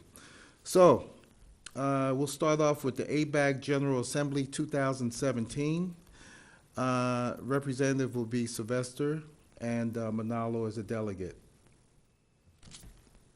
Do I obtain a motion?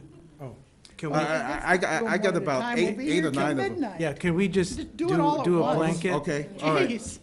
Okay, don't need a don't need motion? motion, Okay, I know this, the public's left, but okay. I want to go home too. Well, if it's all night, it's all right, because we need to take care of this I'm an old transparency. lady, I need to go, my beauty sleep. All right. Airport Committee Roundtable will be Sylvester and Buenaventura as the alternate. Bay Area Water Supply and Conservation is Vice Mayor Manalo. City County Association of Governments, Council Member Christensen and Sylvester is the alternate. Airport Land Use Committee, Sylvester. City Selection Committee, Sylvester and Manalo, with, as Manalo's the alternate, Buenaventura is the second alternate.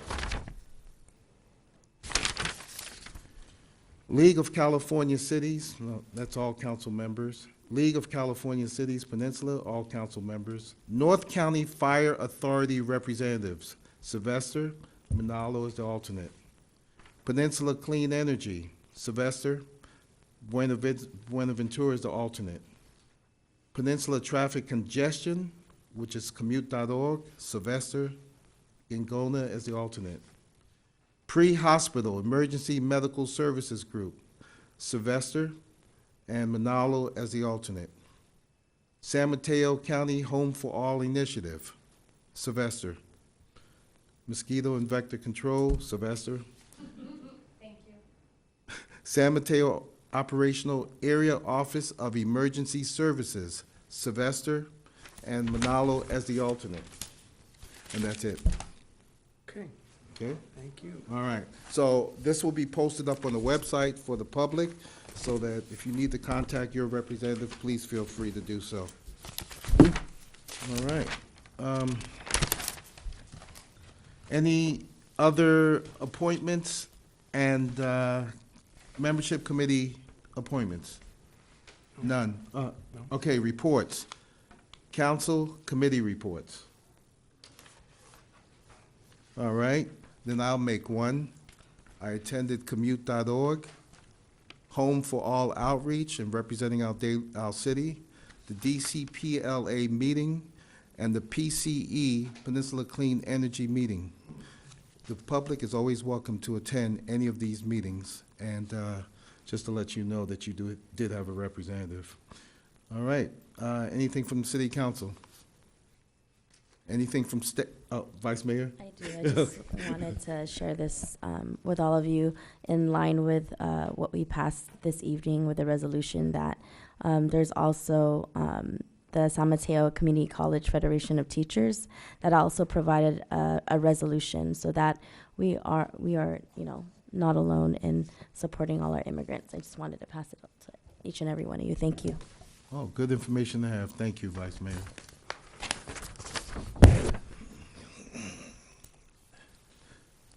All right, anything else? Last item was staff. I'm sorry? Oh, I'm sorry, okay. All right. I'd like to adjourn in memory of the following. Mr. Gingona left, but he recommended a Tony Laurent. Does anybody have any more information on him? Okay, on behalf of Vice Mayor Manalo, Teresita Moya, did you want to make mention of anything about Ms. Moya? Yes, Teresita Moya was a Daly City resident and also worked in the postal service and public service for close to 30 years and is survived by her 5 children. Thank you, Vice Mayor. And lastly is Albert E. Polanski. He was the, yes, former Daly City Council member. He was also the mayor, and he was the former city attorney. So with that being said, may I have a moment of silence, please?